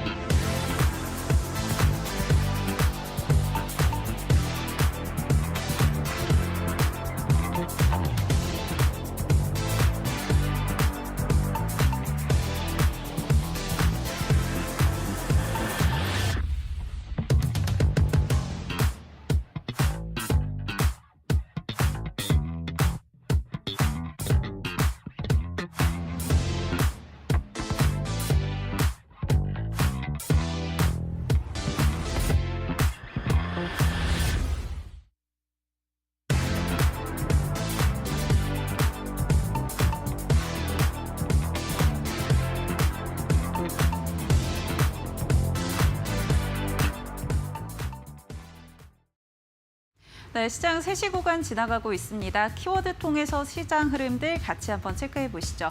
먼저 첫 번째 키워드 확인해 보면요. 오늘 우주항공 살펴보도록 하겠습니다. 오늘 시장 전반적으로 하락세가 짙어지는 가운데 오늘 우주항공 관련주들은 그래도 빨간 불 켜내고 있습니다. 스피어가 스페이스 X와의 장기 공급 계약 체결을 했다라는 소식들 전해지면서 오늘 관련주들까지 동반 상승 흐름을 이어가고 있는데요. 약 10년간 스페이스 X에 고성능의 특수 합금을 공급하기로 것으로 이야기가 되어 있고요. 여기에 규모만 하더라도 1조 5,500억 원에 해당되고 있습니다. 우선 당장 내년에 공급하는 물량만 770억 원인데 이 부분 지난해 스피어의 매출과 비교해보면 약 3,000% 이상 증가한다라는 이야기들 나오면서 오늘 기대감들이 강하게 유입되고 있는 상황이고요. 관련주들 흐름 체크해 보시면요. 스피어 같은 경우 오늘 시장 상한가 도달하면서 계속해서 상승 탄력 유지하고 있는 모습이고요. HVM도 강합니다. 상한가까지 도달한 모습. 그밖에 루미르 4%대 강세, LK 삼양 4%대, 세트랙 아이도 빨간불 켜내고 있습니다. 다만 상한가 도달한 두 종목 외에는 전반적으로 좀 윗꼬리가 달렸다라는 점 체크해 보시면 좋을 것 같습니다. 다음 키워드 확인해 보시죠. 네, 다음 키워드는 남북경협 확인해 보도록 하겠습니다. 어제에 이어서 오늘도 남북경협 관련주들 강세 흐름 이어가고 있는데요. 어제는 트럼프 대통령의 발언이 영향을 줬다면 오늘은 정동영 통일부 장관의 발언에 영향 받아가고 있습니다. 북한 주민 접촉 신고 처리 지침 폐기안을 서명했다, 결재했다라는 이야기들 내놓으면서 이에 대한 기대감도 시장에 반영되고 있는 모습이고요. 오늘 종목들 흐름 같이 체크해 보시면요. 어제 상한가 기록했던 JST나 같은 경우 현재 구간에서도 6%대 강세 이어가고 있고요. 아난티도 4%대 강세, 인디에프와 일신석재도 1%대 상승 탄력 유지하고 있습니다. 오늘 저은 사람들 같은 경우는 강세에서 현재 구간 약보합으로 전환했다라는 점 체크해 보시면 될 것 같습니다. 마지막 키워드 확인해 보시죠. 네, 마지막 키워드는 지주회사 확인되고 있습니다. 어제 정부가 내놓은 세제 개편안에 영향받아가면서 오늘 지주회사 관련 종목들도 급락 흐름 이어가고 있습니다. 특히나 시장에서 예상했던 것보다 더 과도하다라는 반응이 큰 상황인데요. 다만 증권사에서는 좀 더 긍정적인 이야기들 내놓고 있습니다. 오늘 단기적인 조정은 이어지겠지만 하반기에 오히려 기회가 될 수 있다라는 이야기들 오늘 KB증권에서도 내놨고요. 또 NH투자증권에서도 이러한 의견들 발표를 했는데요. 오늘 관련한 종목들 흐름 체크해 보시면 그래도 파란불 켜는 종목들이 많습니다. 효성 같은 경우 3%대 약세 흐름 이어가고 있고요. 롯데지주 4%대 하락세, 그밖에 하나와 코오롱, HD, 현대까지도 8%에서 9%대 낙폭을 크게 키우고 있는 모습 확인되고 있습니다. 증권사의 리포트도 한번 체크해 보시면서 오늘 시장 대응해 보시면 좋을 것 같습니다. 지금까지 시황센터의 김주영이었습니다.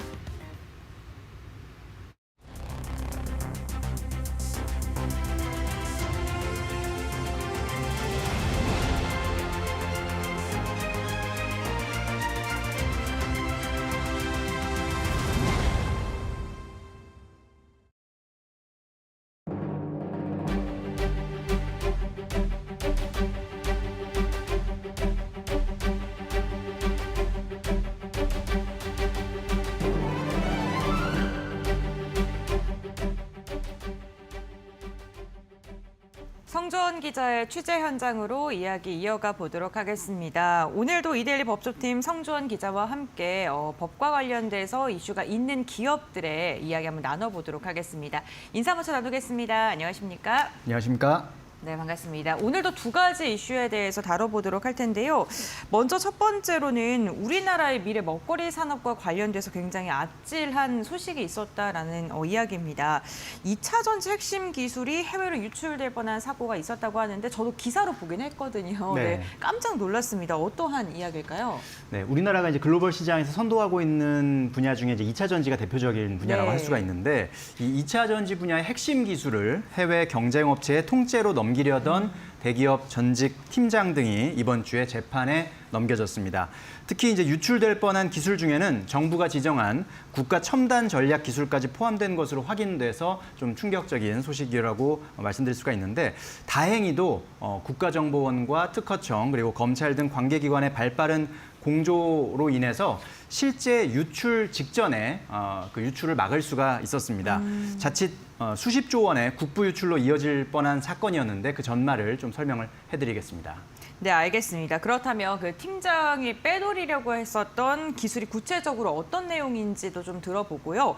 사실 이게 되게 중요한 기술이고 민감한 기술인데 어떠한 방식으로 유출을 시도했는지도 궁금합니다. 네, 이번에 유출될 뻔한 이 자료는 단순한 기술 정보를 넘어서 회사의 미래 전략과 직결된 그런 핵심 기밀들이었습니다. 현재 수조 원에서 10수조 원 규모의 계약이 진행 중인 2차 전지 주요 품목의 셀 설계 정보는 물론이고요. 제품 기술 개발과 제조 원가 로드맵 같은 중장기 종합 전략 자료까지 포함됐다고 합니다.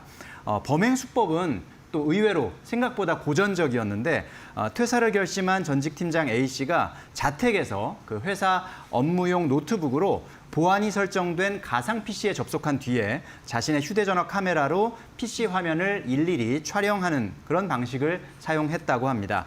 이렇게 확보한 사진 파일만 한 3천여 장에 달하는 것으로 조사가 됐는데요. 또한 그 이후에도 이제 추가적으로 이제 좀 미흡한 그런 부분이 있었나 봅니다. 그래서 퇴사 이후에 아직까지 회사에 다니고 있던 후배 직원을 만나서 회의록이나 또는 단가 정보 등 그런 추가적인 자료를 또 넘겨받기도 했다고 합니다. 일일이 휴대전화 카메라로 사진을 찍어서 이렇게 기술을 훔치려고 했던 건데 이번에 유출될 뻔한 기술이 국가 첨단 전략 기술까지 좀 지정된 기술이기 때문에 논란이 되는 것 같습니다. 이게 만약에 유출이 됐을 때 피해는 어느 정도였을지도 궁금하고요. 그리고 이게 유출된다는 게 법적으로 어떤 의미를 갖고 있는 걸까요? 네, 일단 국가 첨단 전략 기술은 이제 반도체나 뭐 2차 전지, 바이오 같은 국가 경제 안보에 미치는 영향이 매우 큰 기술들을 정부가 법으로 지정해서 특별 관리하는 기술을 뜻합니다. 일반적인 산업 기술이나 영업 비밀 유출보다는 여기에 해당될 경우에는 훨씬 더 무겁게 처벌이 되는 그런 사례인데요.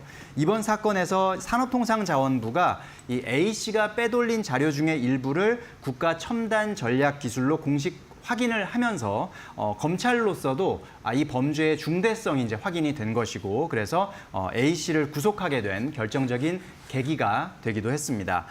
특허청의 설명을 보면 만약에 이 자료가 해외로 유출이 됐다면 진행 중인 10수조 원대 계약은 물론이고 막대한 그동안의 연구개발 비용 또는 국내 2차 전지 산업 생태계 전반에 미치는 영향까지 고려하면 그 피해 규모가 예측조차 어려울 정도다라고 설명하기도 했습니다.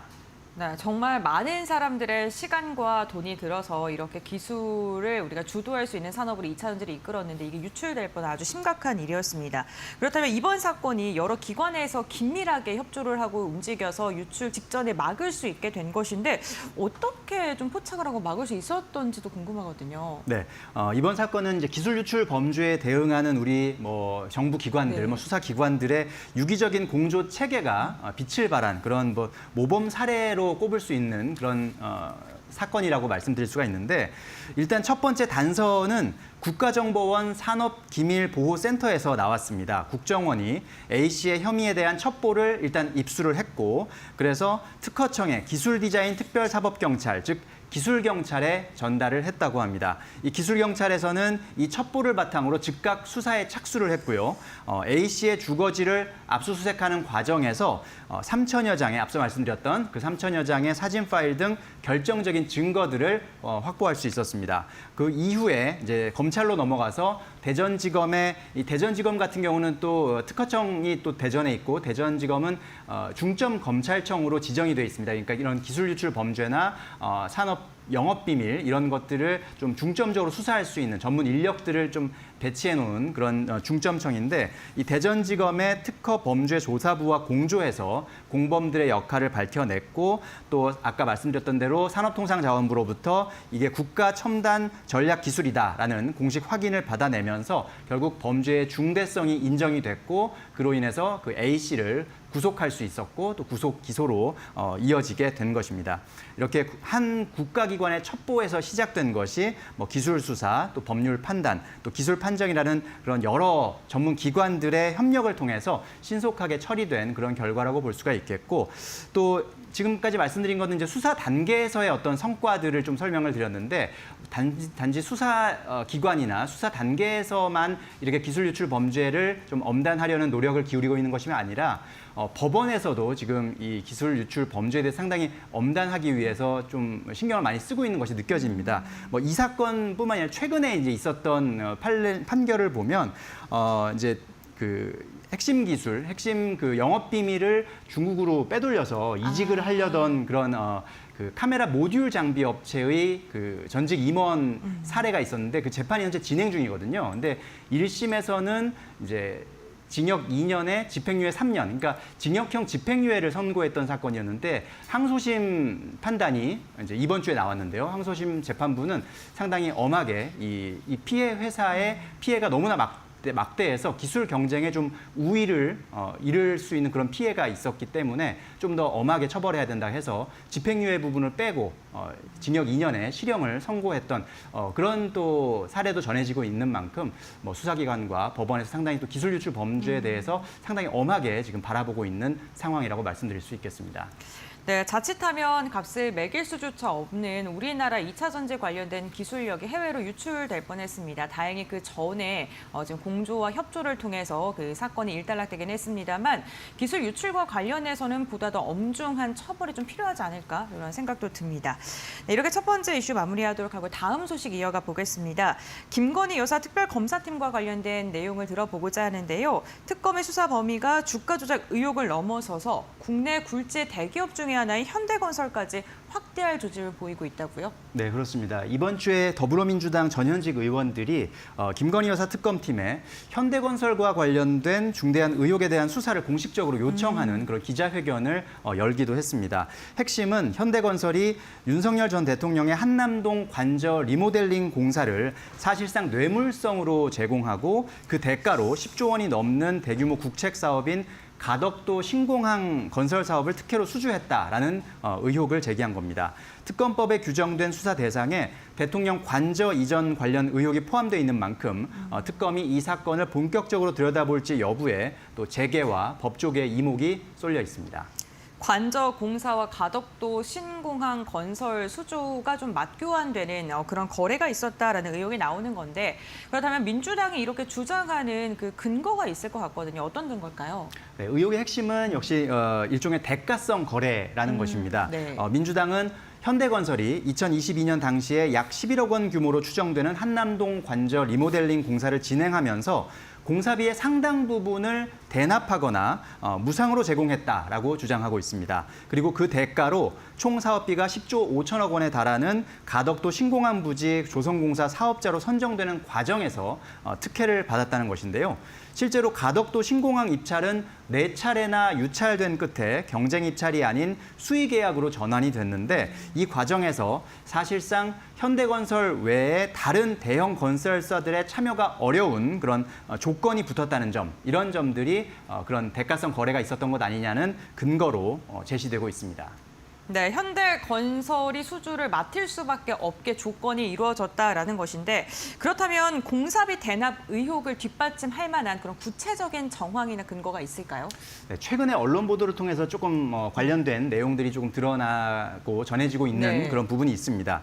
당시에 관저 공사에 참여했던 한 하청업체 관계자가 현대건설로부터 공사를 맡아달라는 요청을 받았지만 공사 대금을 다른 건설 현장 일감으로 처리해주겠다라는 식의 비정상적인 대금 지급 방식을 제안받아서 거절했다라고 말한 부분이 좀 최근에 나오기도 했고요. 이것은 이제 공사비를 숨기기 위한 우회 지급 시도로 해석될 수 있는 그런 대목이라고 말씀드릴 수가 있겠습니다. 또한 대통령 경호처가 현대건설과 체결한 공식 공사 계약 금액이 1억 3천만 원에 불과하다는 점, 이것이 실제 공사 규모에 비해서 터무니없이 적다라는 다운 계약서 의혹도 제기된 상태입니다. 네, 민주당이 특검에 수사를 요청하면서 지금 구체적인 수사 대상자들도 지목하고 있는 상황입니다.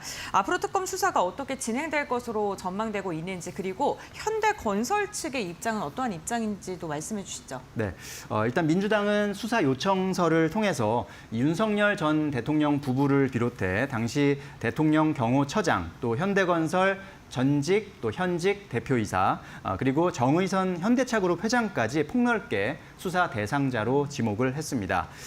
이제 공은 특검으로 넘어간 셈인데 특검은 제출된 자료와 또 기존에 확보한 수사 기록 등을 검토한 뒤에 이 의혹을 본격적인 수사선상에 올릴지 여부를 결정할 것으로 보입니다. 만약 수사가 시작된다면 현대건설에 대한 대대적인 압수수색도 예상해 볼 수 있겠고 또 관련자 소환도 불가피할 것으로 보입니다. 이에 대해서 현대건설 측은 현재 조사가 진행 중인 사안이라 관련 법령에 따라 답변하기 어렵다면서 일단 관련 답변을 아끼고 있습니다. 네, 오늘 2차 전지 기술 유출 사건 그리고 김건희 특검이 현대건설까지 확대될 것인가에 대한 이야기 나눠봤고요. 오늘 말씀은 여기까지 듣도록 하겠습니다. 성주환 기자와 함께했습니다. 고맙습니다. 고맙습니다.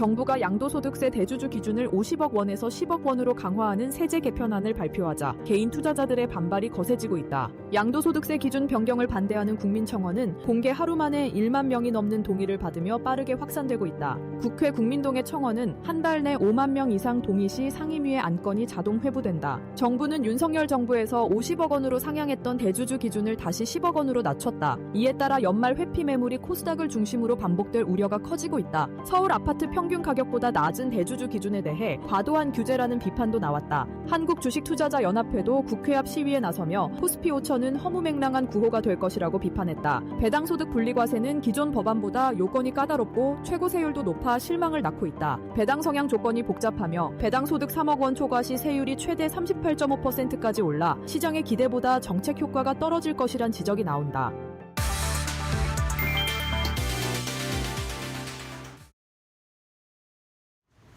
네, 금요일 장 마감 동시효과 구간에 들어왔습니다. 라스트 찬스 이어가 보도록 할게요. 메리츠증권 도국 WM센터 김경국 과장, 최영지 전문가 모셨습니다. 어서 오십시오.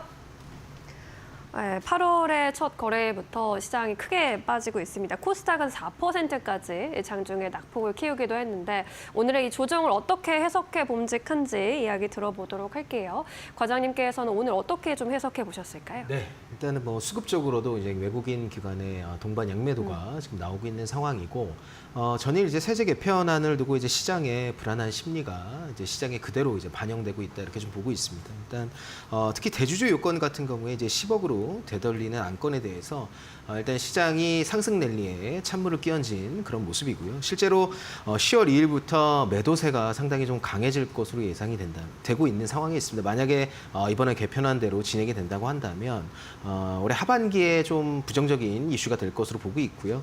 또 금융보험업에 대해서도 45년 만에 교육세 인상권에 대한 이야기가 이번 개편안에 포함된 것으로 나와 있기 때문에 금융주라든지 이런 보험업을 하는 금융주에게는 상당히 좀 좋지 않은 센티로 작용을 할 것으로 보이고 있습니다. 그리고 일단 긍정적인 관세 협상에도 불구하고 시장은 일단 조정권에 들어간 것으로 보이고 있고요. 기술적으로 과매수권에 진입이 되어 있었기 때문에 7월 내내 그래서 이번 조정이 당분간은 지속될 가능성이 좀 있겠다 이렇게 좀 보고 있습니다. 그리고 하지만 이제 세제 개편안 같은 경우에 일단 14일 정도의 이제 입법 예고에 들어간 상황이기 때문에 충분히 이런 부분에서 뭐 국민청원이라든지 뭐 이런 전문가들의 의견이 이제 수렴돼서 사실은 이제 수정안이 나올 가능성도 전혀 배제할 수는 없다 이렇게 보고 있습니다. 그래서 대주주 요건 같은 경우에 10억 원으로 낮추는 방안에 대해서 사실 시장도 빠지고 원하지 않는 그런 모습들이 계속 나오고 있는 상황이기 때문에 이런 부분을 만약에 반영을 해준다면 14일 안에 입법 예고 기간에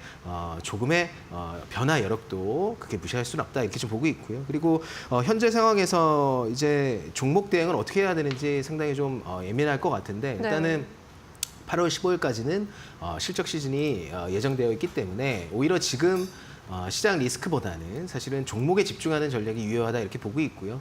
2분기에 어닝 시즌을 맞이해서 이익 전망치를 계속해서 높였던 화장품 섹터라든지 조선 섹터라든지 이런 종목들 같은 경우에는 사실 이번 조정을 이용해서 저가 매수의 기회로 좀 활용해 보는 전략도 유효하지 않을까 그렇게 좀 보고 있습니다.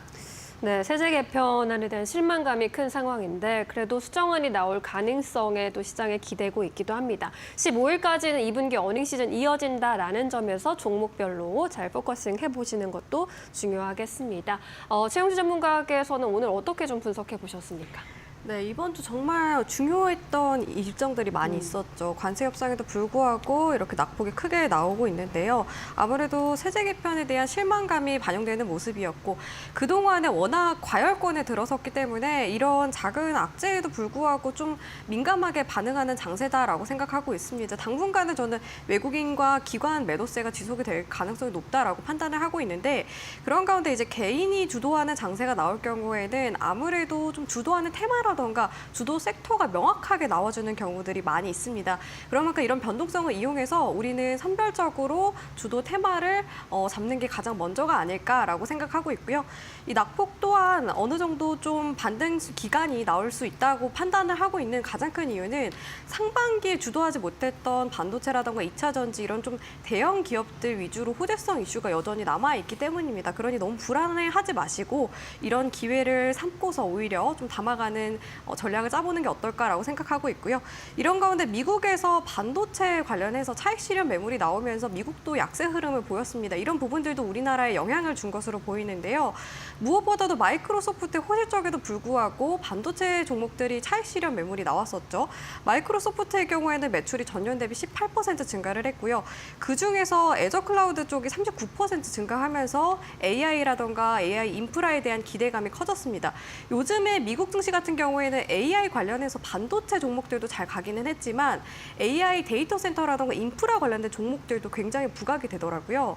이렇듯 반도체 쪽에서 인프라 쪽으로 조금은 수급이 이동하는 현상들이 나타나는 걸로 봤을 때 우리나라도 이제 반도체 종목들은 뭐 장기간 좋다고 한다면 그 외에도 이런 인프라 관련된 중소형주들이 올라올 가능성이 높다라고 생각하고 있습니다. 대표적으로 뭐 광통신과 관련된 종목들도 미국에서 잘 간 만큼 우리나라도 좀 주목을 해봐야 된다라고 생각을 하고 있어요. 전략적인 측면에서 참고를 하시면 좋을 것 같고요.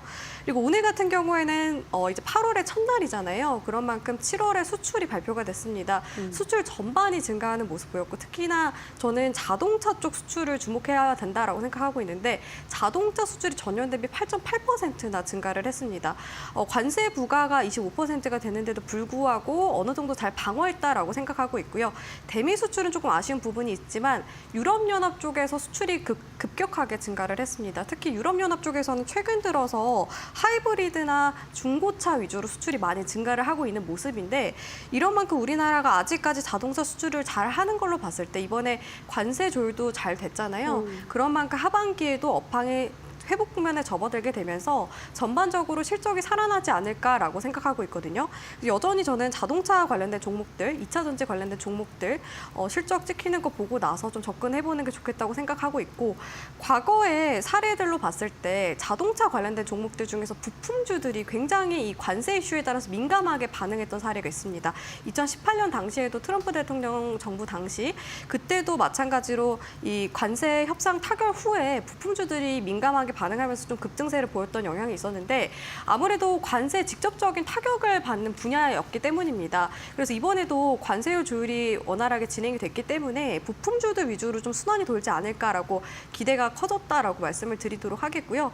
그래서 자동차 관련된 종목들을 접근하시는 분들이라면 부품주 위주로 단기적으로 좀 접근해보면 어떨까라고 말씀을 드리겠습니다. 그리고 오늘 시장의 경우 대한조선이 코스피에 상장을 했죠. 네. 아무래도 흥행을 하는 모습을 보였고 공모가 대비 한 90% 넘게 급등하는 모습 보였는데 그렇다면 이제 조선주들 나머지 보유하고 있었던 조선주들은 어떻게 접근을 해야 될지 고민하시는 분들도 많이 계셨을 것 같아요. 근데 제가 지속적으로 말씀을 드렸지만 대한조선이 상장함에 따라서 그동안에 주도했던 조선주들은 수급 분산으로 인해서 변동성이 크게 나올 수 있다라고 말씀을 드렸었고 실제로 오늘 같은 경우 조선주들이 좀 다른 움직임들이 나타나더라고요. 변동성이 큰 종목들이 워낙 많았습니다. 뭐 HD 현대조선해양 같은 경우에도 4% 급 급락했었고 이런 흐름으로 봤을 때 당분간 조선주들은 좀 변동성이 클 것으로 예상이 되고 대한조선의 경우에도 지금 상장한 지 오늘 첫날이기 때문에 당분간 좀 적정 주가를 찾아 나가는 움직임들이 나타날 것으로 보입니다.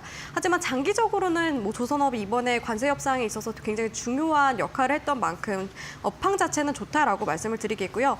만약에 조선업종을 좀 접근한다라고 하신다면은 그동안에 오르지 않았었던 조선 기자재 관련된 종목들 여전히 밸류에이션이 좀 저가인 종목들이 많이 있다라고 생각을 하고 있어요. 그래서 대장 역할을 했던 조선주들보다는 조선 기자재 관련된 종목들, 뭐 동성 화인텍이라던가 이런 종목들 위주로 전략을 짜보시는 게 어떨까라고 말씀을 드리면서 기존의 보유자분들은 좀 분할 매도 관점으로 대장주를 보유하고 계신 분들은 분할 매도 관점으로 좀 바라보시는 게 좋겠다라고 다시 한번 말씀을 드리도록 하겠습니다. 네, 조선 반도체, 자동차까지 업종 정리를 해주셨는데 전략을 세우실 때 잘 고려해서 면밀하게 접근해 봐야겠습니다. 관세 조율에 관련해서 또 논란이 가장 큰 부분이 또 자동차 섹터이긴 한데 자동차 수출 지표는 또 잘 나왔다는 소식이 있으니까요. 함께 참고해 보시기 바라겠습니다. 코스피는 현재도 3%대 약세 흐름 나타나고 있습니다.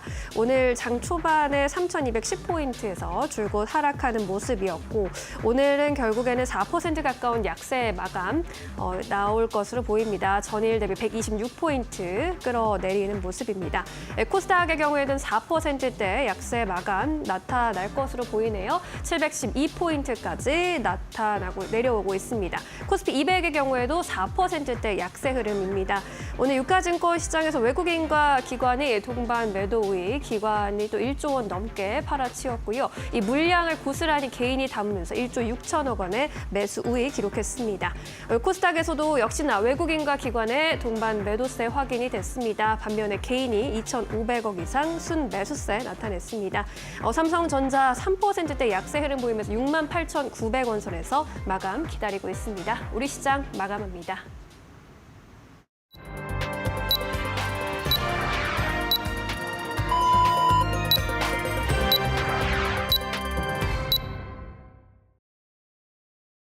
네, 8월 1일 금요일장 우리 시장 마무리가 됐습니다. 오늘 우리 시장은 장 막판 힘이 더 빠지면서 장중 저점 부근에서 양 시장이 마감을 했는데요. 전반적인 시장 분위기가 굉장히 경색된 가운데 시가총액 상위 종목들도 대부분 하락 마감한 것으로 확인되고 있습니다. 트레이딩 뷰를 통해서 조금 더 자세히 살펴보도록 하겠습니다. 오늘 전반적인 분위기는 크게 하락을 하고 있고요. 지금 삼성전자가 3.5%, SK하이닉스가 5%가량의 낙폭을 그렸습니다. 오늘 50위권 안에서 상승 마감한 종목이 딱 두 종목 있고요. 한화그룹주였습니다. 그 가운데 하나오션이 오늘 4% 넘게 상승을 하면서 아무래도 미국 협상에 대해 조선주의 주도적인 역할에 대한 기대감 이렇게 흔들리는 장에서도 굳건히 유지가 됐고요. 금융주들 전반적으로 경색이 됐습니다. 아무래도 세제 개편안 그 부분에 대해서 부담감으로 작용한 것 같고 지주사들의 낙폭도 굉장히 컸는데요. SK스퀘어 같은 경우에는 무려 7%가량의 하락세가 나왔고요. 바이오 관련 기업들 그리고 완성차 그리고 인터넷 대표주들도 너나 할 것 없이 일제히 하락한 채 마감을 했습니다. 코스닥도 함께 살펴보겠습니다. 코스닥의 지수 하락이 더 깊었었죠. 종목의 움직임 역시나 전반적으로 지금 나쁜 모습이 확인이 되고 있고요. 남북경협주인 아난티가 4%가량 상승 마감하는 데 성공했지만 대부분의 종목들을 일제히 하락하면서 종가를 체결했습니다. 특히나 시가총액 1위 기업인 알테오젠이 무려 7% 넘게 빠지면서 지수 하락 좀 주도했고요. 삼천당제약, 펩트론, 휴젤과 같이 바이오 관련 기업들 전반적으로 경색된 모습 나타나고 있습니다. 오늘 현대차에서 CES에서 휴머노이드 로봇 공개에 대한 좀 긍정적인 이슈가 있었음에도 불구하고 레인보우 로보틱스가 6%가량 빠졌고요. 반도체 소부장 전반적으로 하락했는데 지수의 하락 대비 그래도 낙폭이 조금 덜한 종목 좀 살펴보면은 SM이 2.7%가량 빠진 채 마감을 했다는 것도 참고해 보시면 좋을 것 같습니다. 그렇다면 우리 시장 어떻게 종가를 체결했을까요? 지수 마감 상황 함께 살펴보겠습니다. 유가증권 시장 3,119선까지 내려앉는 모습 3.8%가량의 하락세를 그리면서 마감을 했습니다. 오늘 21선 내주는 모습까지 확인이 됐고요. 코스피 200 같은 경우에는 4%가량 빠지면서 대형주 중심으로 하락세가 조금 더 깊었다는 점 살펴보시면 좋을 것 같습니다. 코스닥이 오늘 4% 10% 넘게 빠지는 모습이었고요. 지금 772포인트의 종가를 체결했는데 오늘 코스닥 같은 경우 61선까지 밀려나는 모습이 확인되면서 양 시장의 투자 심리가 굉장히 안 좋았던 것으로 확인되고 있습니다. 이러한 가운데 투자자별 매매 동향을 살펴보면요. 외국인과 기관의 매도세가 굉장히 거셌던 것으로 살펴지는데요. 외국인이 6,600억 원, 기관이 무려 1조가량 던졌는데 기관계에서 투신과 금융투자가 집중적으로 매도했고요. 연기금의 매도폭은 크지 않았다는 점은 참고해 보시면 좋을 것 같고요. 개인이 오늘 흔들리는 장 가운데 무려 1조 6천억 원가량을 담아냈습니다. 다음으로는 코스닥 매매 동향 함께 보겠습니다. 코스닥에서 외국인과 기관의 쌍끌이 매도세가 나왔습니다. 1,000억 원 이상을 각각 던졌고요. 기관 같은 경우 오늘까지 8거래일 이상 순매도 기조가 코스닥에서 이어지고 있다는 점도 참고해 보셔야 될 것 같습니다. 다음으로는 시가총액 상위 종목 함께 살펴보겠습니다. 오늘 10위권까지 보게 됐을 때 우선 1위부터 5위 삼성전자 3%, SK하이닉스 5%, D램 고정 가격이 4개월 연속 상승 추세에 있다라는 이야기 나왔음에도 불구하고 시장 분위기 자체가 그렇게 좋지 않았고요. LG 엔솔, 삼성 바이오로직스, 한화 에어로스페이스까지 일제히 2에서 5%가량 빠졌는데 전반적으로 보시게 되면 음봉을 굉장히 크게 그렸습니다. 오후장에 힘이 더 빠지는 모습이 나타났다는 점 참고해 보셔야 될 것 같고요. 6위부터 10위도 함께 살펴보시죠. 네, 오늘 현대차가 1%, 기아도 1.4%가량 밀리면서 지수 대비는 그래도 완성차 기업들 미리 많이 조정받았기 때문에 선반영된 기분으로 오늘 그렇게 하락폭이 크지는 않았고요. KB금융 오늘 4%가량 빠지면서 세법 개정안에 대한 타격을 고스란히 받았습니다. 금융 지주사들 전반적으로 분리과세 등 좋지 않은 이슈가 좀 많이 나왔고요. 조선주 가운데 하나오션 오늘 상승했지만 LGD 현대중공업 같은 경우에는 2.8%가량 빠진 채 마감은 했습니다만 장 막판에 아래꼬리 달면서 그래도 올려냈습니다. 다음으로는 코스닥 시가총액 상위 종목 함께 살펴보겠습니다. 네, 코스닥도 마찬가지로 대부분의 종목이 하락으로 마감을 했는데 알테오젠이 장 막판까지 깊게 눌렸고요. 비만치료제 펩트론 어제 반등 시도하더니 오늘은 4%가량 빠졌고 2차 전지 투자 심리도 전반적으로 좋지 않습니다. 삼성 SDI도 그렇고요. 올해 흑자 전환을 예고하는 2차 전지 셀 기업들이 좀 있는데 그럼에도 불구하고 오늘 소재단에서도 좀 밀리는 모습, HLB도 오늘 4%가량 빠졌습니다. 다음 6위부터 10위 함께 살펴보겠습니다. 유가증권 시장 과 마찬가지로 코스닥도 오늘 10위까지 일제히 하락을 했는데요. 파마 리서치는 시초가 대비 회복을 해주는 모습이었고 삼천당제약 6%, 레인보우 로보틱스도 6% 이상 빠지면서 전반적으로 시장이 음봉을 그리면서 마감을 했습니다. 종목들의 움직임을 보게 됐을 때 장 후반으로 갈수록 금요일장이기도 하고요. 실망 매물이 좀 거세게 출회됐다는 점 참고해 보시면 좋을 것 같습니다. 네, 이렇게 시장 마감 상황 함께 확인을 해봤고요. 다음은 외환시장 어떻게 흘러갔는지 알아보도록 하겠습니다. 대신증권의 김동영 연구원 연결해 보겠습니다. 안녕하십니까? 네, 안녕하세요.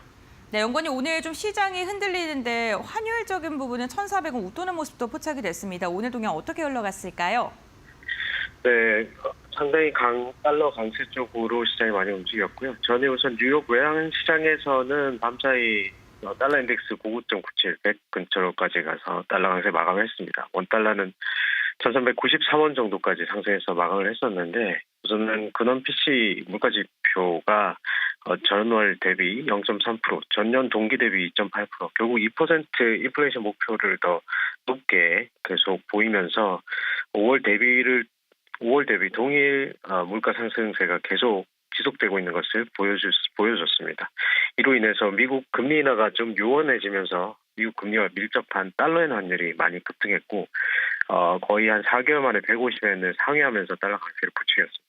전 주간 실업수당 청구 건수도 호조를 보이면서 달러 강세를 계속했고 계속 나오는 미국 지표들이 다 전반적으로 미국 경기가 아직 좋다라는 쪽으로 나오면서 달러가 계속 강세를 보이고 있는 중이고요. 협상 기한인 8월 1일 맞이해가지고 트럼프는 아직까지 협상이 안 된 나라들, 캐나다, 인도, 대만, 남아공의 30%에서 20%에서 30% 정도의 관세를 부과하는 행정명령을 내렸습니다. 아시아당에서는 1,393원에서 시작했는데 우리나라 주식시장이 급락하면서 조정을 보이고 1,410.45원에 마무리되면서 1,400원 위로 마무리돼서 끝났습니다. 네, 아무래도 지금 주요국들에서 미국의 투자안을 계속해서 이야기를 하고 있고 여기에다가 아무래도 미국의 경기가 견조하다라는 이야기가 계속해서 나오면서 강달러가 이어지고 있는 건데 그렇다면 앞으로 강달러 기조가 계속될까요? 어떻게 보십니까? 우선 최근 미국 지표들이 호조를 계속 보이고 있고 지표 자체의 방향성을 특히 오늘 같은 날 이제 미국 비농업 고용 지표와 실업률이 예정되어 있는데 경기가 좋지 않을 거라는 기대는 사실은 다 있는데 그 연결돼서 이제 금리를 인하하는 쪽으로 시장에서 기대를 하고 있습니다. 그렇지만 말씀드렸듯이 계속 미국 지표들이 계속 호조를 보이고 있어서 지표 자체의 방향성을 바로 가늠하기는 쉽지 않을 것으로 보이고 예측은 좀 더 안 좋은 쪽으로 되어 있지만 이걸 높게 나갔을 때는 달러 강세가 더 나갈 수 있다는 것을 생각해야 될 것 같습니다. 우선 시장의 달러 유동성 자체는 굉장히 많습니다. 그래서 그걸 감안하고 또 레벨 부담, 1,400원 위쪽까지 올라온 달러의 강세에 레벨 부담을 제외하고는 사실은 지금 현재 달러 하락 쪽으로 방향을 잡기가 쉽지 않은 것 같습니다. 달러 원 환율 하락의 요인 중에 하나였던 그 외국인 주식, 우리나라 주식 매수 물량도 오늘 특히 우리나라 증시 크게 하락하면서 요인을 잃었다고 볼 수 있고 조정이 계속된다면은 달러 쪽으로도 상방력이 더 될 수 있습니다. 우선 오늘 1,400원을 어느 정도 상향 돌파를 했는데 이제 오늘 고용 지표들이 나오고 이게 호조로 나온다고 하면은 원달러 환율 같은 경우에는 20원 정도는 바로 버틸 수 있기 때문에 돌파 여부를 보면서 롱 포지션을 돌릴지를 생각해봐야 되는 상황으로 보입니다. 네, 알겠습니다. 미국의 견조한 경기 지표가 지속적으로 확인이 되고 있고 금리 인하 기대감은 조금씩 멀어지고 있는 상황입니다. 여기에 국내 대내적인 이슈까지 맞물리면서 외국인의 이탈로 환율 상방이 조금 더 열려 있다라고 이야기해 주셨으니까 이 부분 참고해 보시면 좋을 것 같습니다. 오늘 말씀 여기까지 듣겠습니다. 고맙습니다. 감사합니다. 네, 오늘 코스피는 지난 4월 이후로 최대 낙폭을 기록했습니다. 올해 기준으로 지난 4월 7일에 트럼프 행정부가 25% 상호관세 행정명령을 발표한 때 5% 하락한 이후로 오늘이 두 번째로 큰 낙폭이었는데요. 다음 주에도 이런 흐름 이어질까요? 걱정되는 부분 짚어보도록 하겠습니다. 과장님께서는 다음 주 시장 포인트 어떻게 잡고 계실까요? 네, 일단 뭐 다음 주에도 여전히 이제 세제 개편안에 대한 우려가 시장에 계속 반영이 될 가능성이 매우 높다 이렇게 좀 보고 있고요. 일단 지속적으로 시장을 누르는 요인으로 작용을 할 것으로 일단 보이고 있습니다. 사실 이번 주에 이제 관세 협상이 타결되면서 긍정적인 흐름을 보여줄 가능성이 매우 높았는데 이런 외부 변수가 주가에 작용하면서 주가를 좀 누르는 요인으로 다음 주에도 지속적으로 작용할 가능성이 매우 높다 그렇게 보고 있고요. 일단 중요한 건 지금 8월 중순까지 여기서 우리가 집중해야 될 부분은 어닝 시즌이기 때문에 사실 실적 발표에서 그래도 시장을 좀 방어할 수 있는 종목들이 이제 이익이 꾸준하게 좀 나올 수 있는 종목에 집중을 해야 된다 이렇게 보고 있고요. 그래서 역시 화장품 섹터가 그중에 이익 전망치 주간 단위로 이익 전망치를 계속 높여왔기 때문에 조선주가 뭐 오늘 특히 강했지만 하나오션 같은 종목들 호실적으로 발표하면서 오늘도 굉장히 좀 좋은 모습 보여줬거든요. 그래서 다음 주에는 사실 이런 시장의 누름을 좀 이용해서 저가 매수할 수 있는 섹터별로는 좀 종목들이 나오지 않을까 그렇게 보고 있습니다. 그래서 화장품 섹터 안에 있는 종목 중에 뭐 실리콘투라든지 달바글로벌 같은 종목들은 사실 계속해서 이익 전망이 좋게 보고 있는 상황이기 때문에 이런 종목들 위주로 저가 매수가 좀 들어올 가능성이 있다 그렇게 좀 보고 있고요. 사실 유럽 시장이 열리면서 실리콘투, 달바글로벌 모두 일단 분기 성장이 밸류에이션을 좀 압도하는 구간에 들어가 있는 상황이기 때문에 화장품 섹터 내에서도 이런 두 종목들의 흐름은 괜찮을 거라고 보고 있고요. 그리고 9월 정기국회를 앞두고 일단 정부의 정책을 반영할 수 있는 이제 정책 관련주에도 사실은 8월에는 조금 집중해볼 필요가 있다 이렇게 보고 있습니다. 그래서 지금 현재 발의된 아리백 산업단지 특별법이라든지 그리고 이제 원화 스테이블 코인 발행과 관련된 법안들이 이제 8월에 본회의를 거쳐서 9월에 표결이 예정되어 있기 때문에 신재생 에너지 쪽 관련주 그리고 원화 스테이블 발행과 관련된 관련주에도 8월에는 조금 집중해봐야 되지 않을까 그렇게 좀 보고 있습니다. 그래서 신재생 에너지 디벨로퍼로서 이제 PPA 계약과 관련된 이익 전망치를 좀 높일 수 있는 SK 이터닉스 같은 종목도 저가 매수가 좀 가능한 구간에 진입했다 이렇게 보고 있고요. 네. 그리고 카카오페이라든지 네이버 같은 원화 스테이블 코인과 관련된 발행사들 관심 가져보시면 괜찮을 것 같습니다. 네, 화장품 섹터 그리고 스테이블 코인이나 신재생 쪽에 관심 가져보는 전략 제시를 해주셨습니다. 최영지 전문가께서는 다음 주 어떻게 전망해보고 계십니까? 네, 저 같은 경우는 여전히 반도체, 바이오, 2차 전지 관련된 종목들이 아직 덜 올랐다라고 생각을 해서 관련된 일정들을 보면서 좀 대응을 해보자라고 말씀을 드리고 싶습니다. 일단 반도체의 경우에는 다음 주 같은 경우 미국에서 FMS라는 이제 반도체 전시회가 열리게 되는데요. 플래시 메모리 서밋이라고 보시면 될 것 같고요. 이 행사에 참가하는 기업이라고 한다면 대표적으로 삼성전자와 SK 하이닉스가 있습니다. 8월 5일에 개최가 되는데 이 관련된 행사에 참가한 기업들이 기술력을 언급을 할 때마다 주가가에 반영이 됐던 이력들이 있습니다. 2022년의 경우 SK 하이닉스가 이제 176단 4D 낸드 발표를 하게 되면서 주가가 상승했던 이력이 있고요. 미국 같은 경우에는 2023년에 마이크론이 HBM과 관련된 기술력을 발표를 하게 되면서 주가에 또 반영이 됐던 이력이 있습니다. 그런 만큼 이 행사도 주목을 하면서 반도체 관련된 종목들을 대응해 나가자라고 말씀을 드리도록 하겠고요. 다음 주 이제 에코프로 실적이 발표가 됩니다.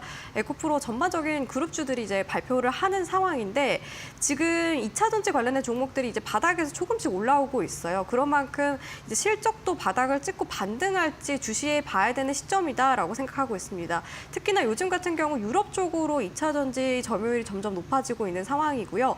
헝가리 쪽에서 공장을 가동함에 따라서 에코프로비엠을 중심으로 실적이 개선되는 모습인데 특히 에코프로비엠 흑자 전환에 성공을 하게 되면서 코스피 이전 상장에 대한 기대감도 커진 상황이잖아요. 그런 만큼 에코프로 실적에 따라서 이제 2차 전지 관련된 종목들이 움직일 가능성이 높다라고 생각을 하고 있습니다. 그래서 관련 일정 보시고 마지막으로 비만약 관련해서 좀 말씀을 드리자면 노보노디스크가 최근에 실적 전망치를 하향함에 따라서 우리나라 관련된 뭐 종근당이라던가 삼천당제약 이런 종목들이 조정을 많이 받았습니다. 다음 주에 실적이 발표가 되는데 노보노디스크가 이번에 일라이릴리하고 기술력을 비교했을 때 떨어진 부분들이 있었어요. 근데 우리나라 기업들이 타격이 크지 않을 거라고 저는 생각하거든요. 왜냐하면은 이 두 가지 기업 동반해서 계약을 맺고 있는 기업들이 많기 때문입니다. 그리고 장기적으로 봤을 때는 이렇게 경쟁력이 심화됨에 따라서 오히려 시장 성장에 대한 기대감이 반영될 수 있으니까요.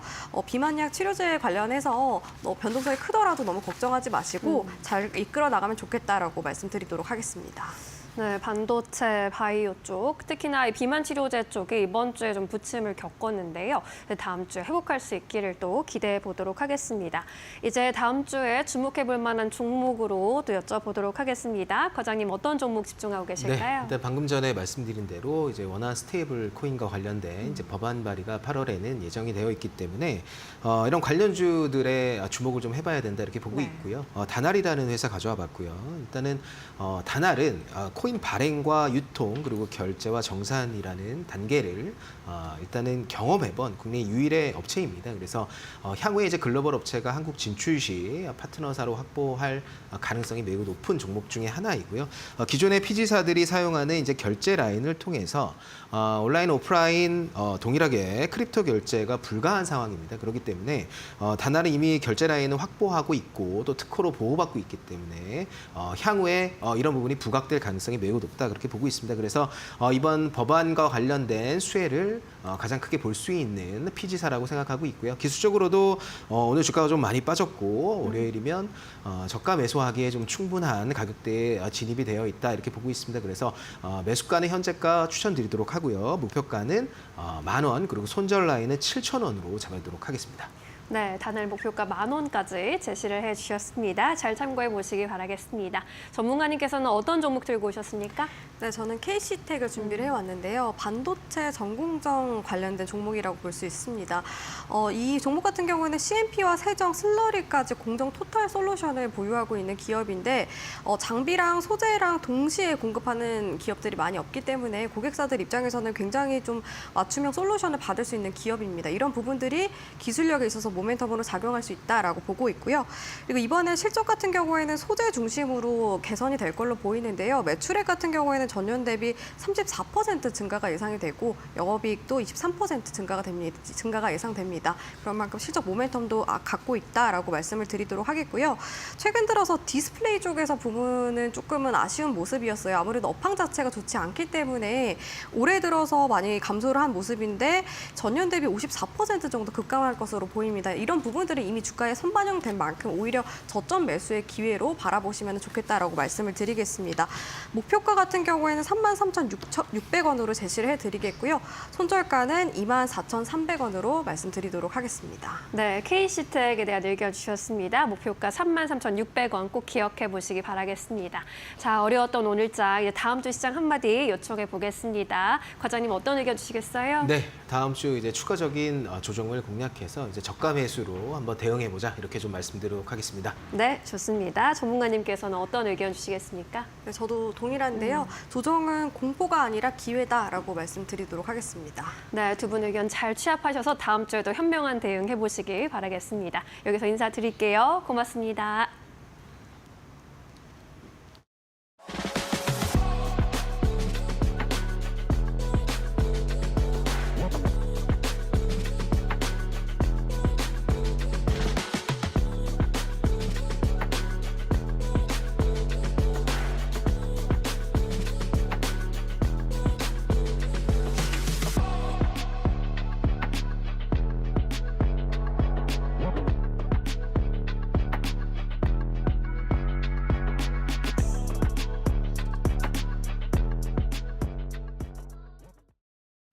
오늘 저희가 준비한 소식은 여기까지입니다. 저희는 다음 주에 더 유용한 투자 정보와 함께 돌아오겠습니다. 시청해주신 여러분 고맙습니다.